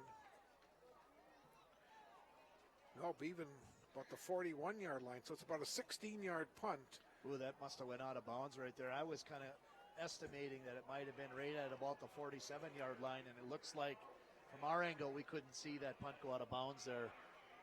So they've got it right at about the Virginia 41-yard line. I formation. Oswald is the slot man. Oswald's going to get the handoff on an inside reverse, and he's not going to go anyplace. Nice defense by the front 4 of the Blue Devils. Yeah, good job there by Riley Dishnu and Dawson Flatley in there making a nice play. And, of course, your favorite, Tanner Hinsman, in there making a great play. Good pursuit. I could give credit to a lot of different Blue Devils there. Ethan Yuso was there on time, and Bo Foy was doing a really nice job on the other end. He was getting tied up pretty well, getting held well by the offensive lineman there, but he was standing his ground as well. Same formation, 2nd down, and we'll call it 9. Oswald comes wide on the motion. Handoff inside for Little, and he's only going to get a yard. And again, that front 4 of the Blue Devils in on the play. Dishnu with credit with the tackle, but again, it was the front guys that made the defensive play for Virginia. 3rd down and 8. Checo, one of the linebackers, Flatley, Dishnu. Looks like Crandall. Someone's got to pick up Barrett now on this passing situation. Barrett's going to come down the seam. Barrett's blocking this time. Pass off into the flat, incomplete, and it'll be 4th down. He tried to hit number 31, Guzzle, that time. They did move in another a corner on that side there where usually Barrett is running down the field. They've moved in Tommy Carmody there on that side just in case. I think Coach Creamers and Coach Cornell are probably going to start making some moves here, trying to get a few different people in there. Try a couple different people in on that corner position there. Mason and Carmody back deep to receive this punt. Coyle get the snap near the 50. Gets it off, short. We got a flag. I hope that isn't offsides on Virginia. It's returned by Carmody out over the 20, and we'll see. Bo Foy got in there really quick. I don't know if he jumped the gun. Looks like procedure against Moose Lake Willow River. think Virginia will just take the punt and will start from the 24-yard line. Yeah, they might as well just take the ball here. Doesn't make any sense to get tricky and try to go for field position right now. There's a lot of time. They've got the opportunity to move the ball here now and start working the clock just a little bit.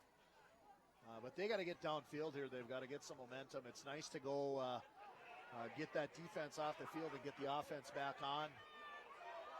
And I'm sure they're ready to start shifting gears here, try to get some momentum back. So both offenses unable to do anything in their first possession. Second possession for the Blue Devils. Coming this way is Bialke. Runs into a wall. There sure was a lot of white jerseys on top of Bialke right there. Well, I was watching a little bit there at halftime, and Moose Lake stayed out on the field down in on the I guess it would be the north side of the field, and they had a couple of guys in there. I think Little was in the middle there for a little bit, bouncing around and getting the guys hyped up. They were pretty excited about taking the lead going into halftime, so we've got to stifle some of that excitement. Second down and 10. Zupitz gives it off to Bialke, trying to skip outside. He's going to go no place.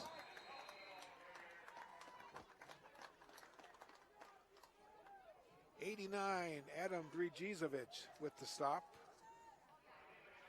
Well, there hasn't been a whole lot of yards on the ground for Virginia since quarter one.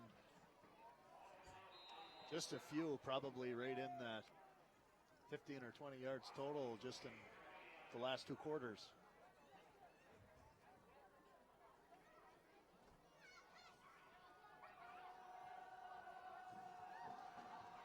Zierbach, 77, is a big one in that defensive line, too. Comes across very hard. Here's Zupitz rolling, just tucks it away, and now he's going to get taken down. Defensive play by Logan Peterson, who comes from that inside linebacker position. There's some laundry toss on the field there over close to the sideline. It looks like it was a penalty called on the tackle. Personal foul, horse collar tackle by Moose Lake. Yeah, you could see that as Zupitz was rolling out, they got a hand in on the top of the jersey. What the horse collar is they're grabbing onto the back of the jersey or the shoulder pad or top of the shoulder pads where the neck is, and they're wrenching that down. That's a personal foul nowadays, and that's going to be a 15-yard penalty. Someone can get really hurt with that type of a tackle. You know, and sometimes that's the only option you have. You're trying so hard to make the tackle. I feel bad for the guy that made it. I don't think he tried to grab him there, but, you know, you just got to be careful because, again, there's a lot of injuries that can happen with a tackle like that. 7 minutes to play here in our third quarter. The pass is completed. It went to Carmody, just about 8. Just what the doctor ordered too, Bob. It was a nice quick dump pass by Zupitz right there, and just what we said early at the break. We got to establish a pass game, and that's nice to get a little throw in there and a completion there for Jack Zupitz, get a little bit of confidence after he turned over with an interception there earlier on in the game. 2nd and 2 for the Blue Devils. Hand off to Bialke, right side.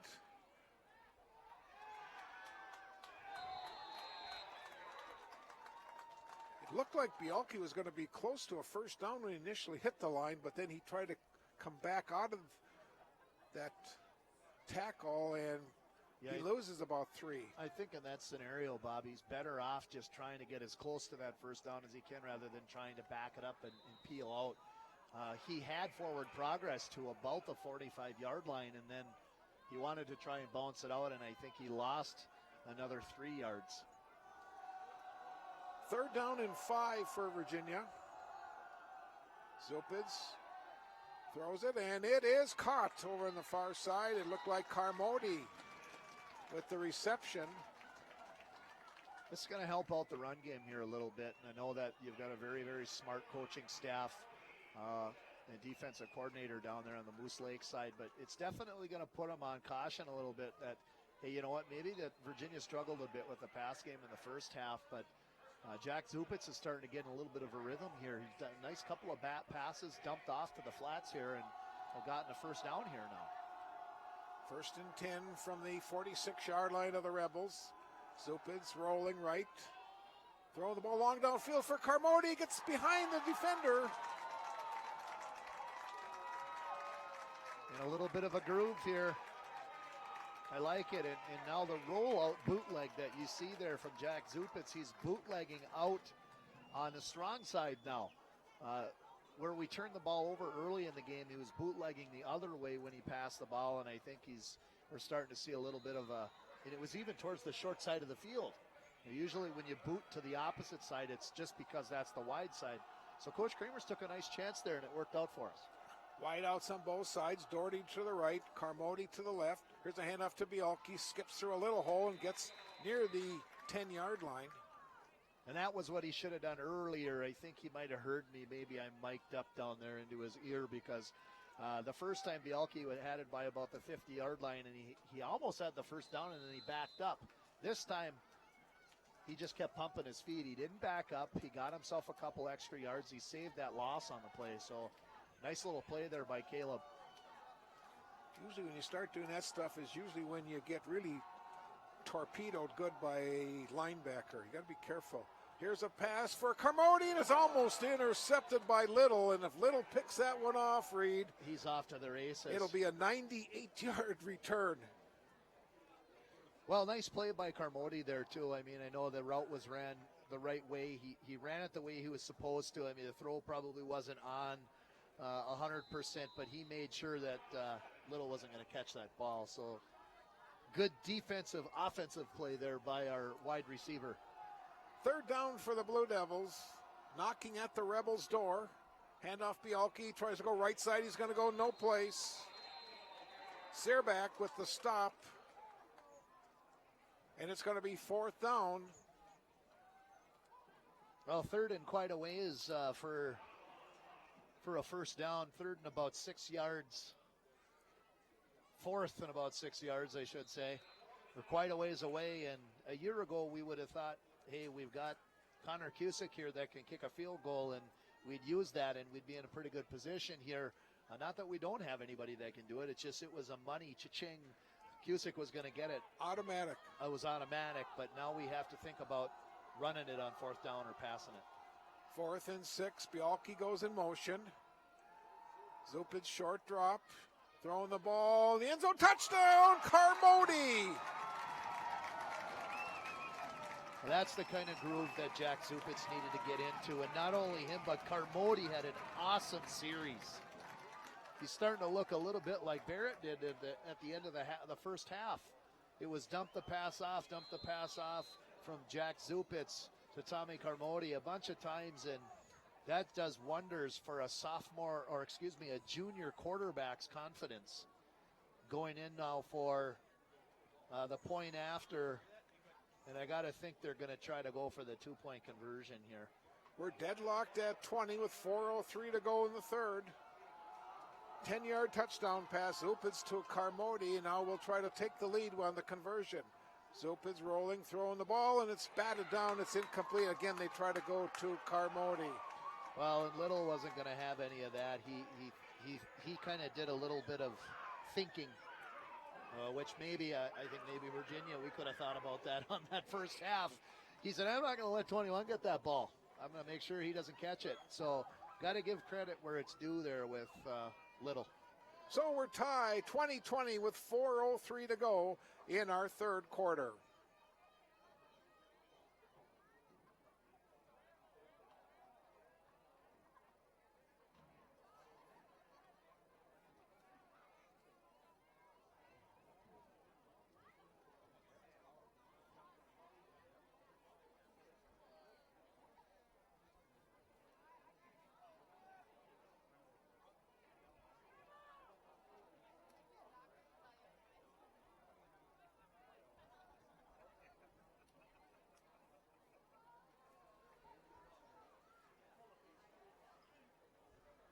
Teams are deadlocked at 20. I like the position that puts the Blue Devils in right now. They're tied up, and they've got some good momentum from a really nice series. They proved that we can pass the ball. Doherty with a nice kick. Barrett drops it, now picks it up at the 23. Special teams are down there. Barrett gets in the open, and Jacob Peterson with the tackle for the Blue Devils near the 45-yard line. That was a really nice kick there by Josh Doherty. Put a little foot on that one there, got her down the field. Good for him. Gets him a little bit more confidence there with his foot and proving that he can put a little bit on that thing. 20-20.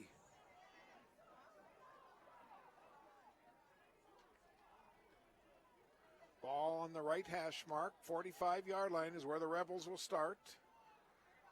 Coyle gives it off to Little, trying to get to the edge. Can he outrun the defense? Well, he still gets around the corner for about a 2-yard gain. Well, I tell you, Dawson Flatley wasn't having any of that. He's like, Little's done enough to us here this evening. I don't need him beating me out wide on this one. So he did force him out of bounds. Rebels going without a huddle. They're signaling in the plays right now. They're not giving Virginia a chance to make any defensive substitutions. 2nd down and 8 from the 47-yard line.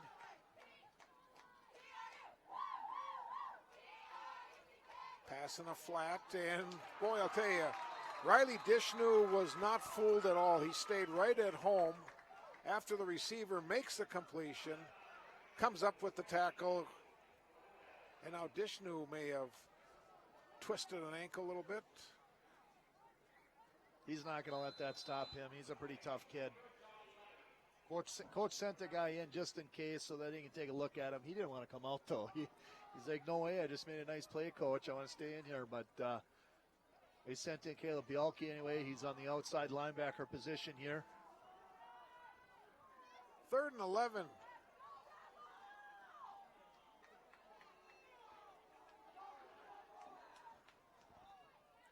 Barrett goes in motion. Looks like a screen pass setting up on the short side. And a big defensive play by 40, Carter Crandall. My goodness, if he doesn't make that one. Play. That was a great play there by Crandall. And you know what?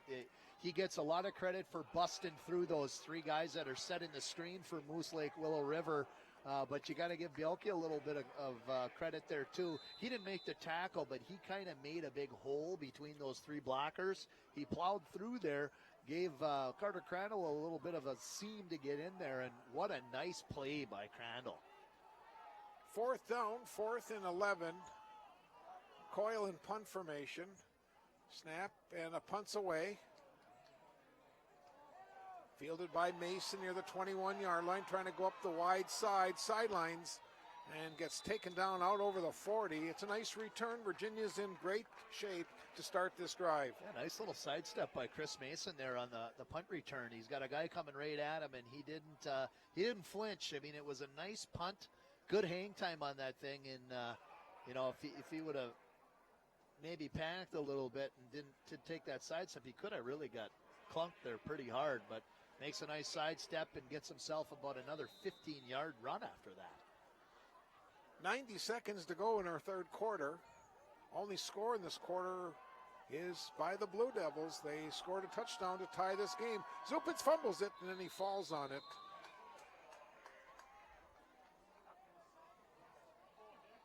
That's one of those ones you just got to shake it off here, Jack, and get back in there and take the snap again. I know that's frustrating. From this position, you don't know if it was the snap or if it was the actual position of the quarterback's hands there, but at any rate, it's frustrating for him. But he had a great series last time, and I'm sure he's pretty excited here going into this one. You're going to see him run it a little bit more here now. Blue Devils center now is number 50, Cole Raymond. 2nd down and 10. Zupitz puts the ball back to Bielke, gets a seam on the left side, gets an opening, and gets about 10 yards. Looks like they gave him about an 11-yard run there. They're going to get the 1st down. And that did exactly what we were talking about earlier. If Virginia's going to be able to get that pass game going a little bit, it's going to open up that running game for our backs in the backfield there, particularly with Bielke. And I know they've had some runs there with Cody Herman back there and Dawson Flatley and Tanner Hintzman. That's only going to help that run game. So I'm sure Coach won't be afraid to chuck another pass play in there just to keep them honest, but now they're in a good position. Could be the final play of the third quarter, especially if it's on the ground. Up, Zupic drops back, throwing the ball long downfield, and it is almost intercepted. Threw it into double coverage that time. He tried to hit Nate Fink.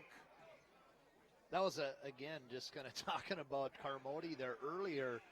There was almost an interception where Little almost took that for a 90-some yard run, and the position that throw was made there, you know, their defensive back did a really nice job back there, but Fink actually played good defense as a wide receiver. He made sure he didn't catch that thing. It's not always offense when you're on the offensive side of the ball. Sometimes you got to play good defense there too. 18 seconds to go in our third quarter. Teams are deadlocked at 20. Fink will come out wide to the left. He draws Colton Little, number 2. That's been a good matchup.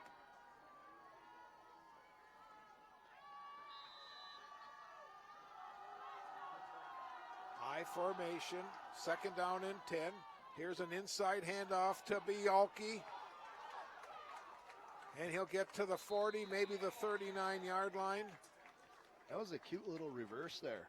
You see that? The ball was handed off there just to the right. He comes going like it looks like it's going to be a counter coming towards us, and then he hands it off to Bialke going the other way.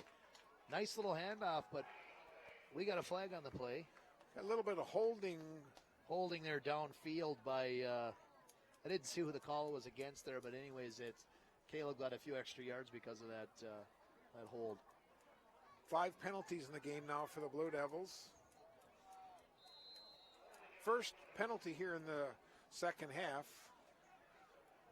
And I don't think they're going to have time to get off a play in our third quarter is in the books. We've played 3 on this Friday night from Ewens Field. Virginia 20, Moose Lake, Willow River 20, and we'll have the fourth and final quarter coming up.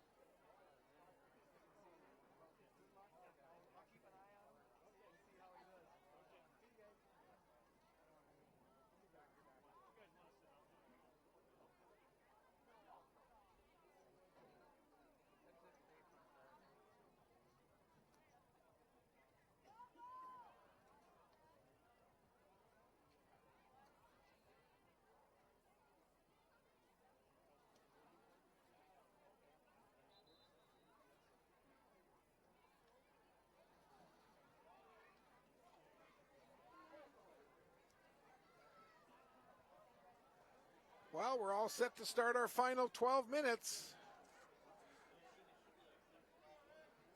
Well, sitting in a pretty good spot here, the Virginia Blue Devils are notched up, tied 20-20 here with some momentum.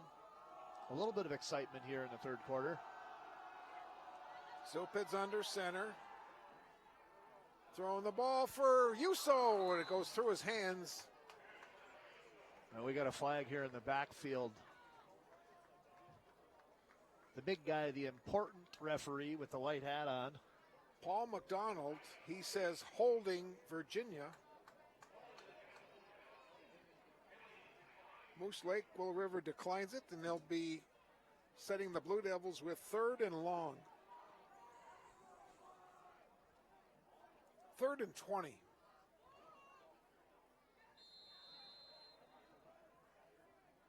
I'm not sure if it's misting outside or not. It's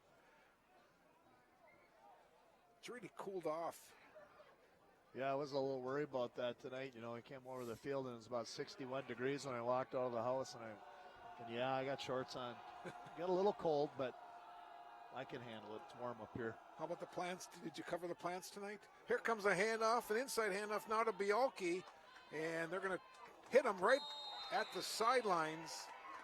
Well, the referees are maybe a little flag happy. I thought I'd see a late hit. He was out of bounds, but you know what? Caleb's a tough kid. He can handle it. Builds character. Get hit late once in a while. It teaches you to exercise a little bit of composure, which I know that young man, he gets excited and gets upset sometimes, but boy, he's grown up a lot here in the last few years. He's a junior now, and we'll see him all winter skating for the blue and white. Yes, we will. Zupitz gets away an end-over-end punt. This is going to take a Blue Devil bounce, and it's going to go into the end zone. It'll be a touchback. That was a pretty good punt, but the end-over-end that you were talking about, that's not going to help us any. Too bad we couldn't get it to just put a little bit of that Kerry Beidel sand wedge spin on it and bring it back about 2-3 yards. I know our pal Beidel is listening to us right now somewhere. Oh, I'm sure he is. And if he's not listening to us, I'm going to be really upset with him. I'm sure he's listening someplace, maybe up on Lake Vermilion. Moose Lake Willow River will take over 1st and 10 from their own 20. 11:08 to play in our football game. Teams are deadlocked at 20. I formation. Coyle under center. Little is the slot man. Little will get the handoff on an inside reverse, and he gets to the edge. This is Little with Fink to beat, and Fink will force him out of bounds.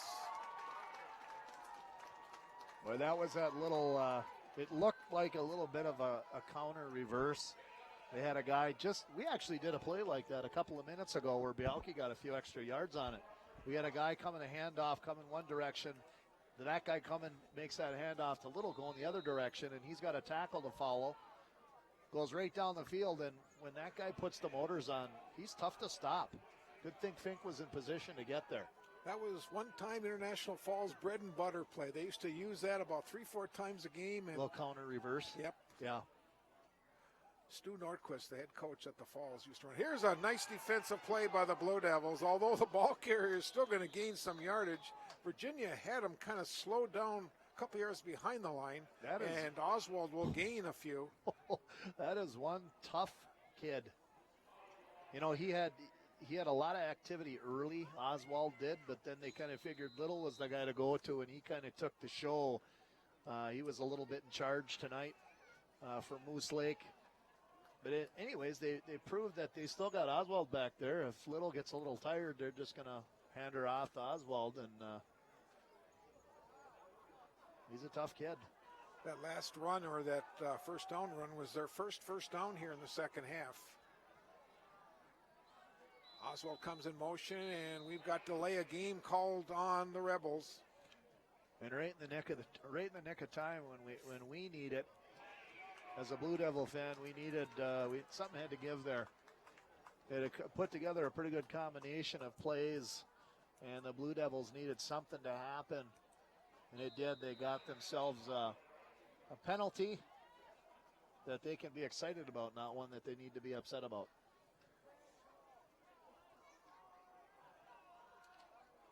Second down and 12. Ball is just inside the Blue Devil half of the 50. Little's going to get the hand up, trying to get to the edge, and Dishnu comes through with the defensive play from his linebacker position. That was the right time for that specific blitz play. They threw Dishnu in from the outside linebacker position. A little bit of we used to call that a smoke call when I was in high school. You had smoke from one side and hatchet from the other, and the smoke call, I would call it, from the outside linebacker position with Dishnu. Good blitz play and came right in from the blind side of that player. Did a nice job getting there on time. Third and long for the Rebels. Coyle over the middle, pass, and it is caught. Watron catches it inside the 45-yard line. A nice job by Jordan Checo to get in that play. He had a nice pass drop from the inside linebacker position. Now that pass drop is anywhere from 7 to 12 yards depending on what kind of a coverage you're in, and he got back about 10 yards. Made a nice stand-up hit Nice and clean. Stood the guy up right there and then got a little bit of help from his buddies in blue with good pursuit from the other guys.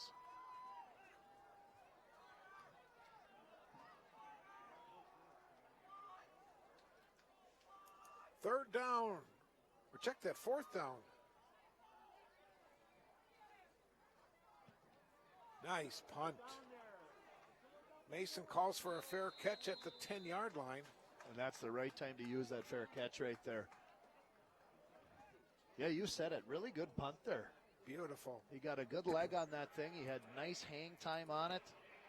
And Chris Mason made the right choice by waving his hand up in the air and saying, yeah, I'm just going to catch this thing. I don't feel like getting smucked. Okay, Coach, here comes crunch time now. 8:32. Virginia's going to start from their own 10-yard line, just outside the 10. Well, the last time we were having this conversation when we needed this was starting off from not a real good field position spot for the Virginia offense, and Jack Zupit stepped into play and put together a couple of nice passes, so we've got it in us. Let's see how Coach Kramers will play it from deep in his own territory. Handoff to Bialke. Gets to about the 14-yard line.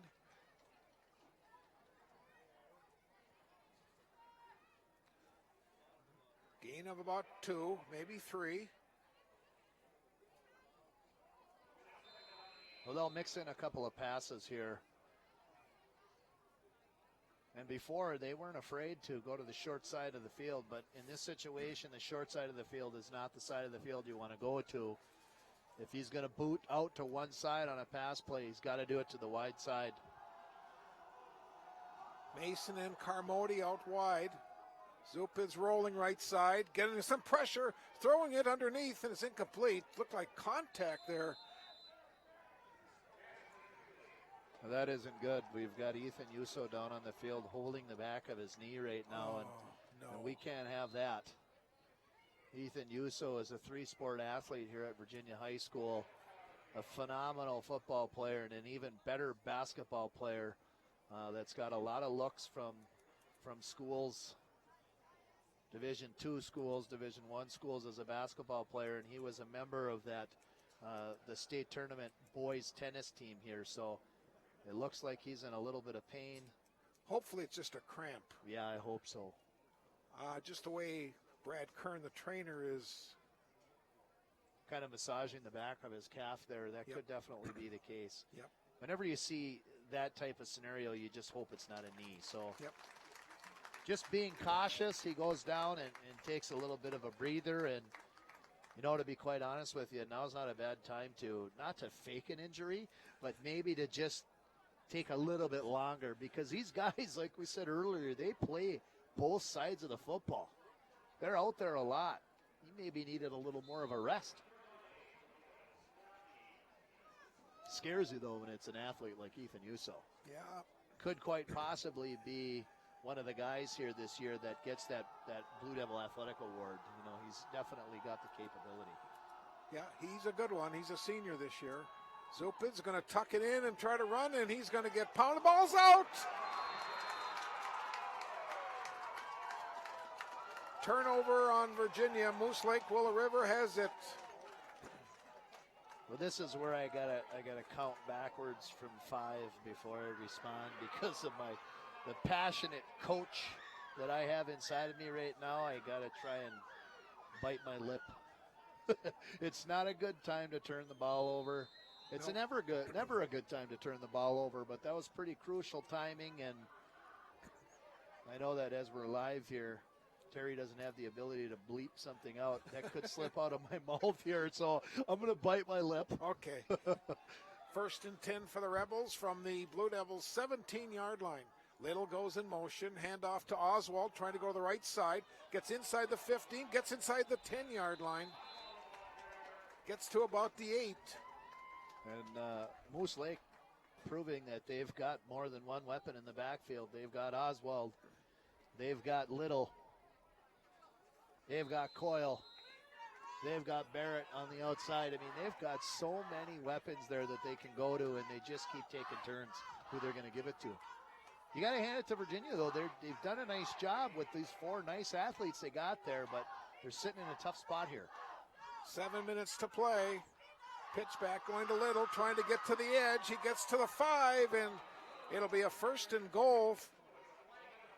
Flag on the play. Normally you'll have an old, and that's what it's going to go against the Rebels. Holding in the backfield, and again, part of the reason why Little got an extra 3 yards there on the play. That hold helped them get to the 5 rather than, maybe being down at the 8 or 9 yard line. So 9 penalties on the Rebels tonight for 75 yards.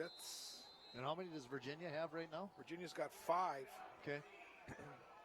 And Virginia has 2 turnovers right now, so when you're looking at that scenario, we're sitting at a -2 there. Here's that fake inside, throwing the ball for Barrett, and he can't get to that pass.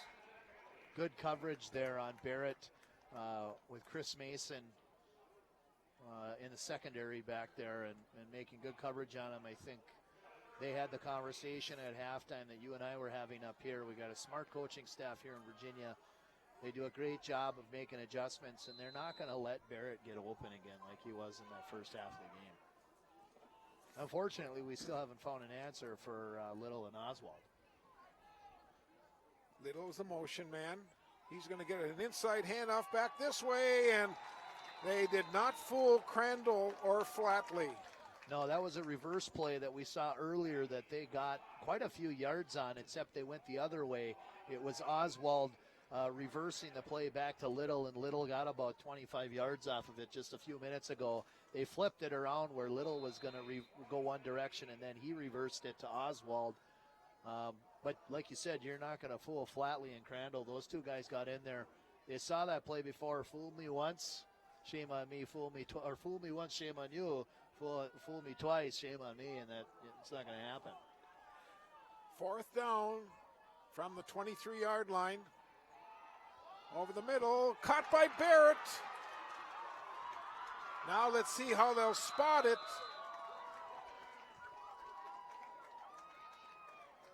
He had to get, I think, inside the 5 or just out. Let's see. It's going to be spotted right at the 5-yard line. I think he is right at the marker, and they'll say 1st down. I probably, in this scenario, if I'm the ref, I probably am just going to measure it just in case. But anyways, they're spinning that. He's spinning his arm, and they're running the clock down here. They're going to go for it. 5:45 to play in the 4th quarter. Teams are deadlocked at 20. Little gets a handoff, gets a seam, gets into the end zone for a touchdown. No, they rule him down at the 1. They'll rule him down at the 1. Ooh, and we've got some angry Moose Lake fans here sitting right in front of us. And I guess I am a Blue Devil fan here. I kind of agree. They got a little quick on downing it there. He looked like he might have got in. But anyways, I'll be a happy Blue Devil fan and say, we'll take it right now. He's right behind the goal line here. The right nose of the football is just within fraction of that goal line. Yeah, just barely, not completely breaking the plane here. Handoff goes to Little, and he is in. Weird. Little gets the ball, and look where it is.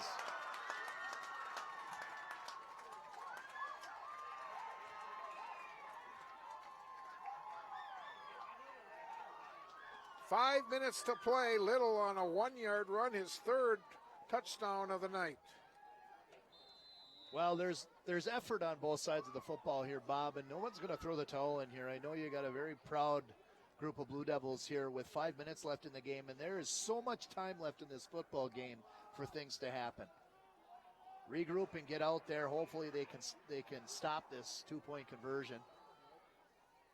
Coyle will give it off. The ball carrier is not going to get in. The ball carrier was Trent Jewell, and the 2-point conversion fails. And that was your buddy, Tanner Hinsman, making the stop.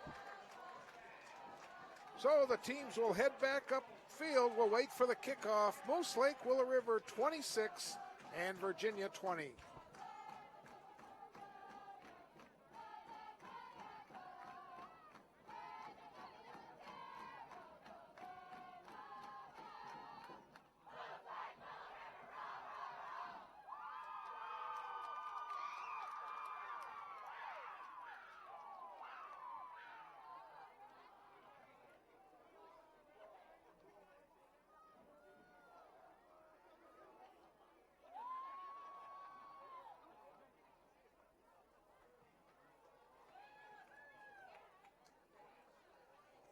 So the Rebels capitalize on a Blue Devil turnover, and now with 5 minutes to go, Virginia will have to get their offense going and move down the field and get the equalizer.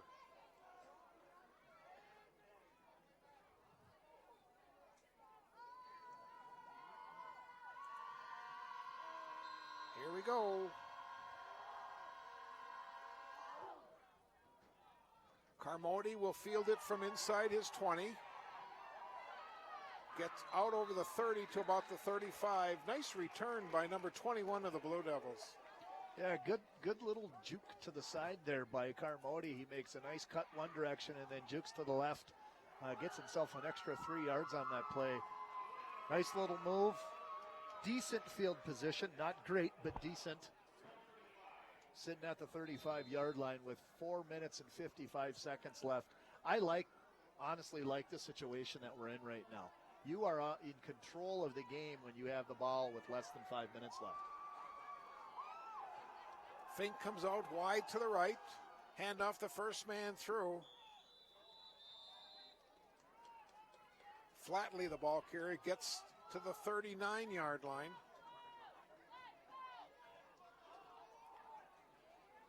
The Devils got to put together a good little mix here, and there's a few times where we've tried that little reverse and it's worked.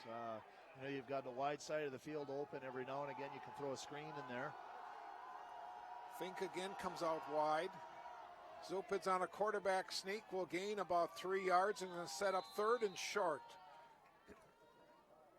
3rd and short, but I think we're close enough where, with 4 minutes left in the game, our punt game hasn't really helped us a whole heck of a lot tonight. I can see him going for this on 3rd and about 2 yards, or 3rd and about 1.5 yards.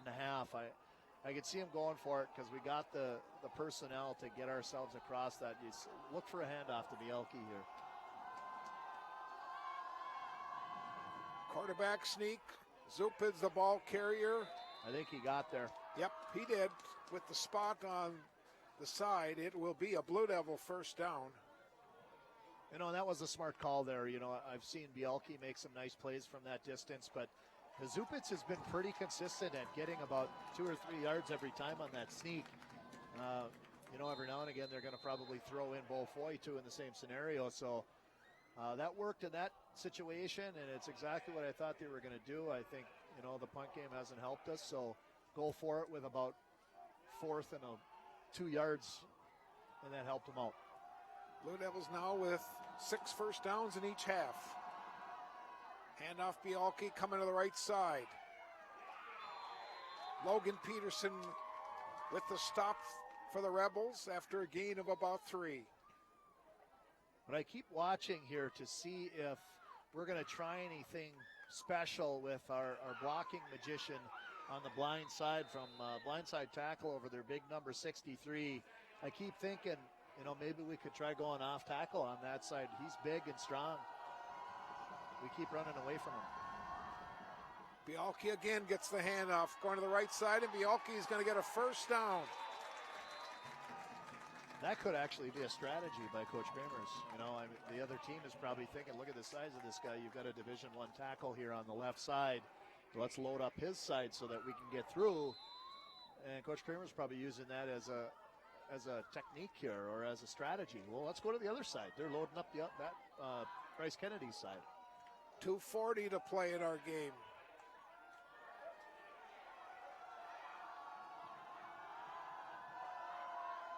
Bielke is the motion man. Oh, he headed upfield. It's a flag. Ouch. I'd like to see an instant replay on that one. I know we don't have that going here tonight, but I wouldn't mind seeing an instant replay. I know that he was moving his feet, but it looked to me like he was kind of pumping it stationary. I didn't see him cross the line, but I could be wrong. Yeah, it looked like he had turned up. Yeah, he may have. I'm not really sitting on the line of scrimmage here. Well, I am now, but not when we were on that last play. So, 1st and 15. The clock is running. 2:15 to play. A 6-point deficit for the Blue Devils. Mason will come in motion. Pitch, Bielke trying to get to the edge. Reads his blocking. got about 4 of the 5 yards back that he was penalized, and it's going to set up second and about 11.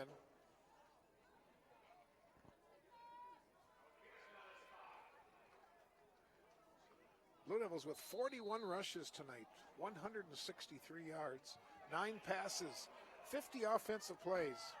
Oh, boy. Here comes Mason and Fink out to the right. Bialke will go in motion to the left. Zupitz going to throw the ball for Bialke downfield. Zupitz now 5 for 10 with 1 interception, 61 yards tonight. And it's going to be third down for the Blue Devils with 1:21 to play. Well, Bialke showing some pretty good speed on what they call a wheel route. He's coming from the backfield. He looks like he's running to the flats, and then he cuts upfield on the wheel route. And they take him out of the play now because I think he's a little tired. He's had the ball quite a few times. It's been a long series for him. Cody Herman will check in to the backfield. Zupitz from the shotgun.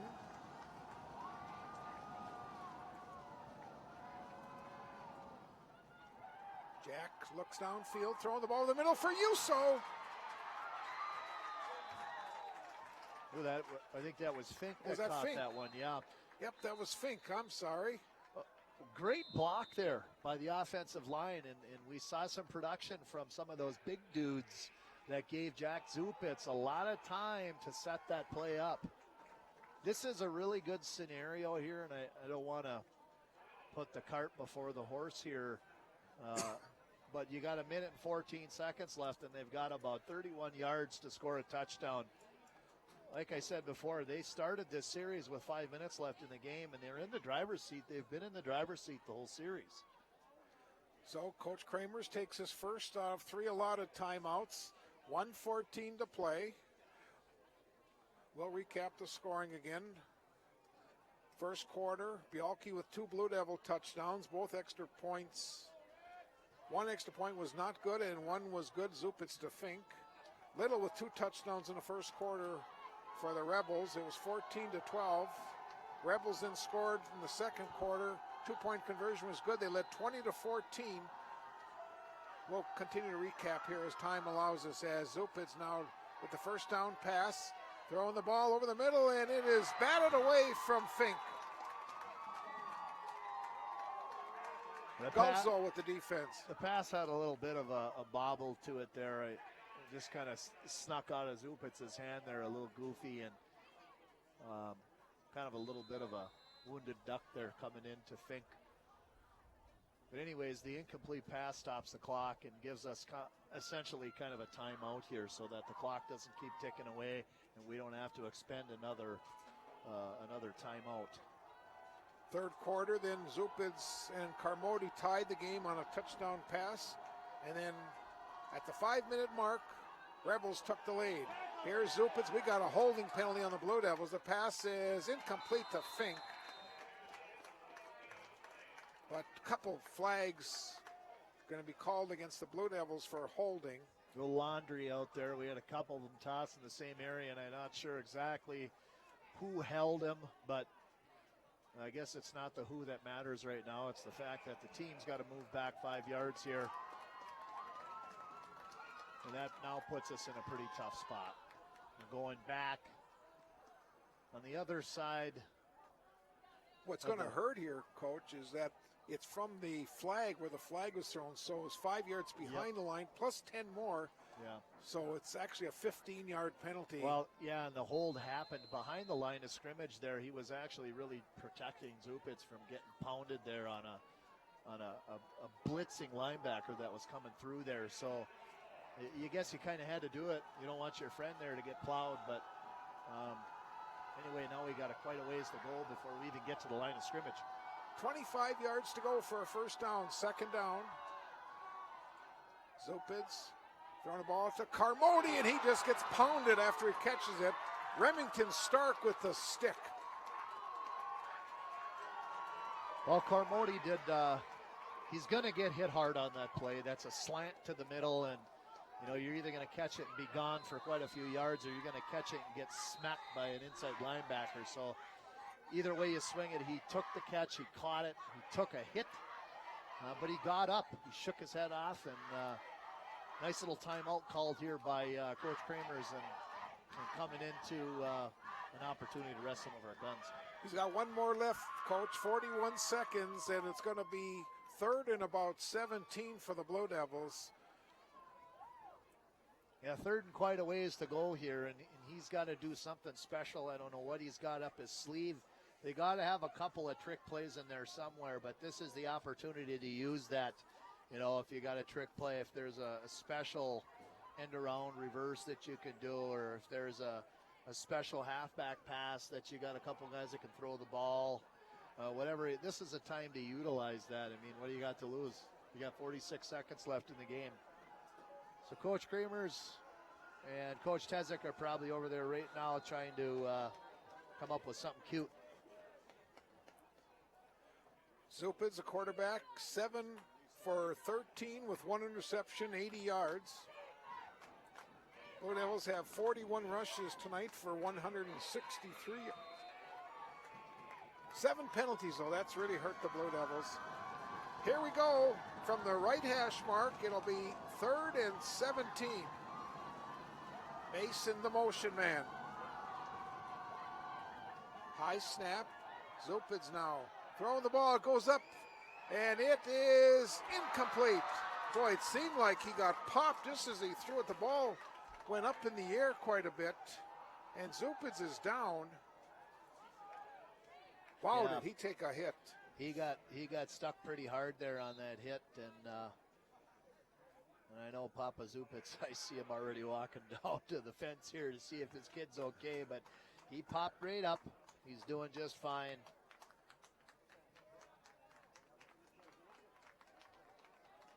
He'll come off, and it's going to be 4th down, and that means Bo Foy now will have to quarterback this 4th down play for the Blue Devils.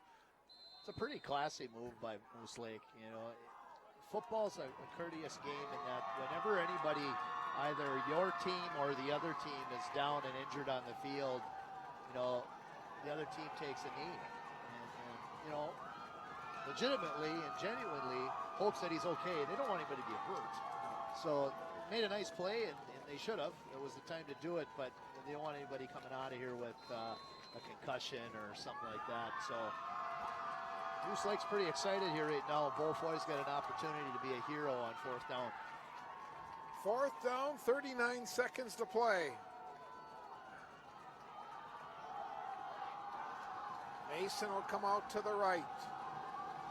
Foy from the shotgun, high snap. Foy looks down, throwing the ball long downfield for Mason. It's too high, incomplete. Now that, I don't want to sound too biased here, but that referee was in a pretty good position to pay attention to whether or not that was going to be pass interference. He got held up a little bit, but he's probably in a better position than me. I guess I'm biased. 34 seconds to play, and I'm quite sure that Ian Coyle will just take a knee. Virginia with 1 timeout remaining. Blue Devils are going to fall to 2-1 on the season. Moose Lake Willow River is going to improve to 1-1. The classy move here by a real good coaching staff and a classy team here in Moose Lake is to just take a knee. And that's what they'll do, and the clock is going to run out quickly. Let's try to do our stats in the closing seconds. 14 first downs for Virginia, 13 for the Rebels. Virginia had 163 yards on the ground, the Rebels with 193. The Blue Devils 80 yards passing, Rebels with 120. Penalties, Virginia had 7 tonight, Rebels with 9, and 2 turnovers on the Blue Devils. But I'm thinking that the biggest stat that is the difference maker in this game, and I think anybody, even if you don't really know the game of football, they're going to say the biggest stat that hurt the Blue Devils was the 2 turnovers on the bottom. You know, they're pretty even up with the penalties on each side of the ball. But the turnovers hurt. That's nobody's fault. One of them was a fumble that we just couldn't get a hand on, and I think the other one with an interception was just a scenario where, Zupitz is running against the grain, going to the wide side of the field, and, he kind of rectified that later on in the game with some great play throwing the ball up the field, and you know, what do you say? The Blue Devils had a great effort tonight. Moose Lake was just a little bit better on the other side of the ball. So the clock is going to run out, and Moose Lake, Willow River, has come to Virginia and has won a thrilling, I thought this was a thrilling football game tonight. They score late with 5 minutes to go. Little gets his third touchdown of the night, and the Rebels now 1-1 on the season. The Blue Devils fall to 2-1. Your final thoughts as we wrap up on this Friday? You know, I don't think Coach Kramers can go in and be too upset about how this game went. You never want to win, or you never want to lose. You want to win on a Friday Night Lights, but they've got some work to do. They got to take a look at some of the adjustments that they can make, and they got to definitely take care of the football, and they're going to talk about those turnovers.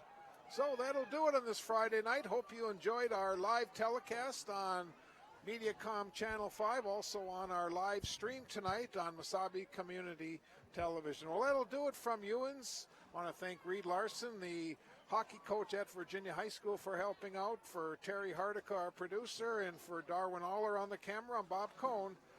Moose Lake, Willow River 26, Virginia 20. Good night, everyone.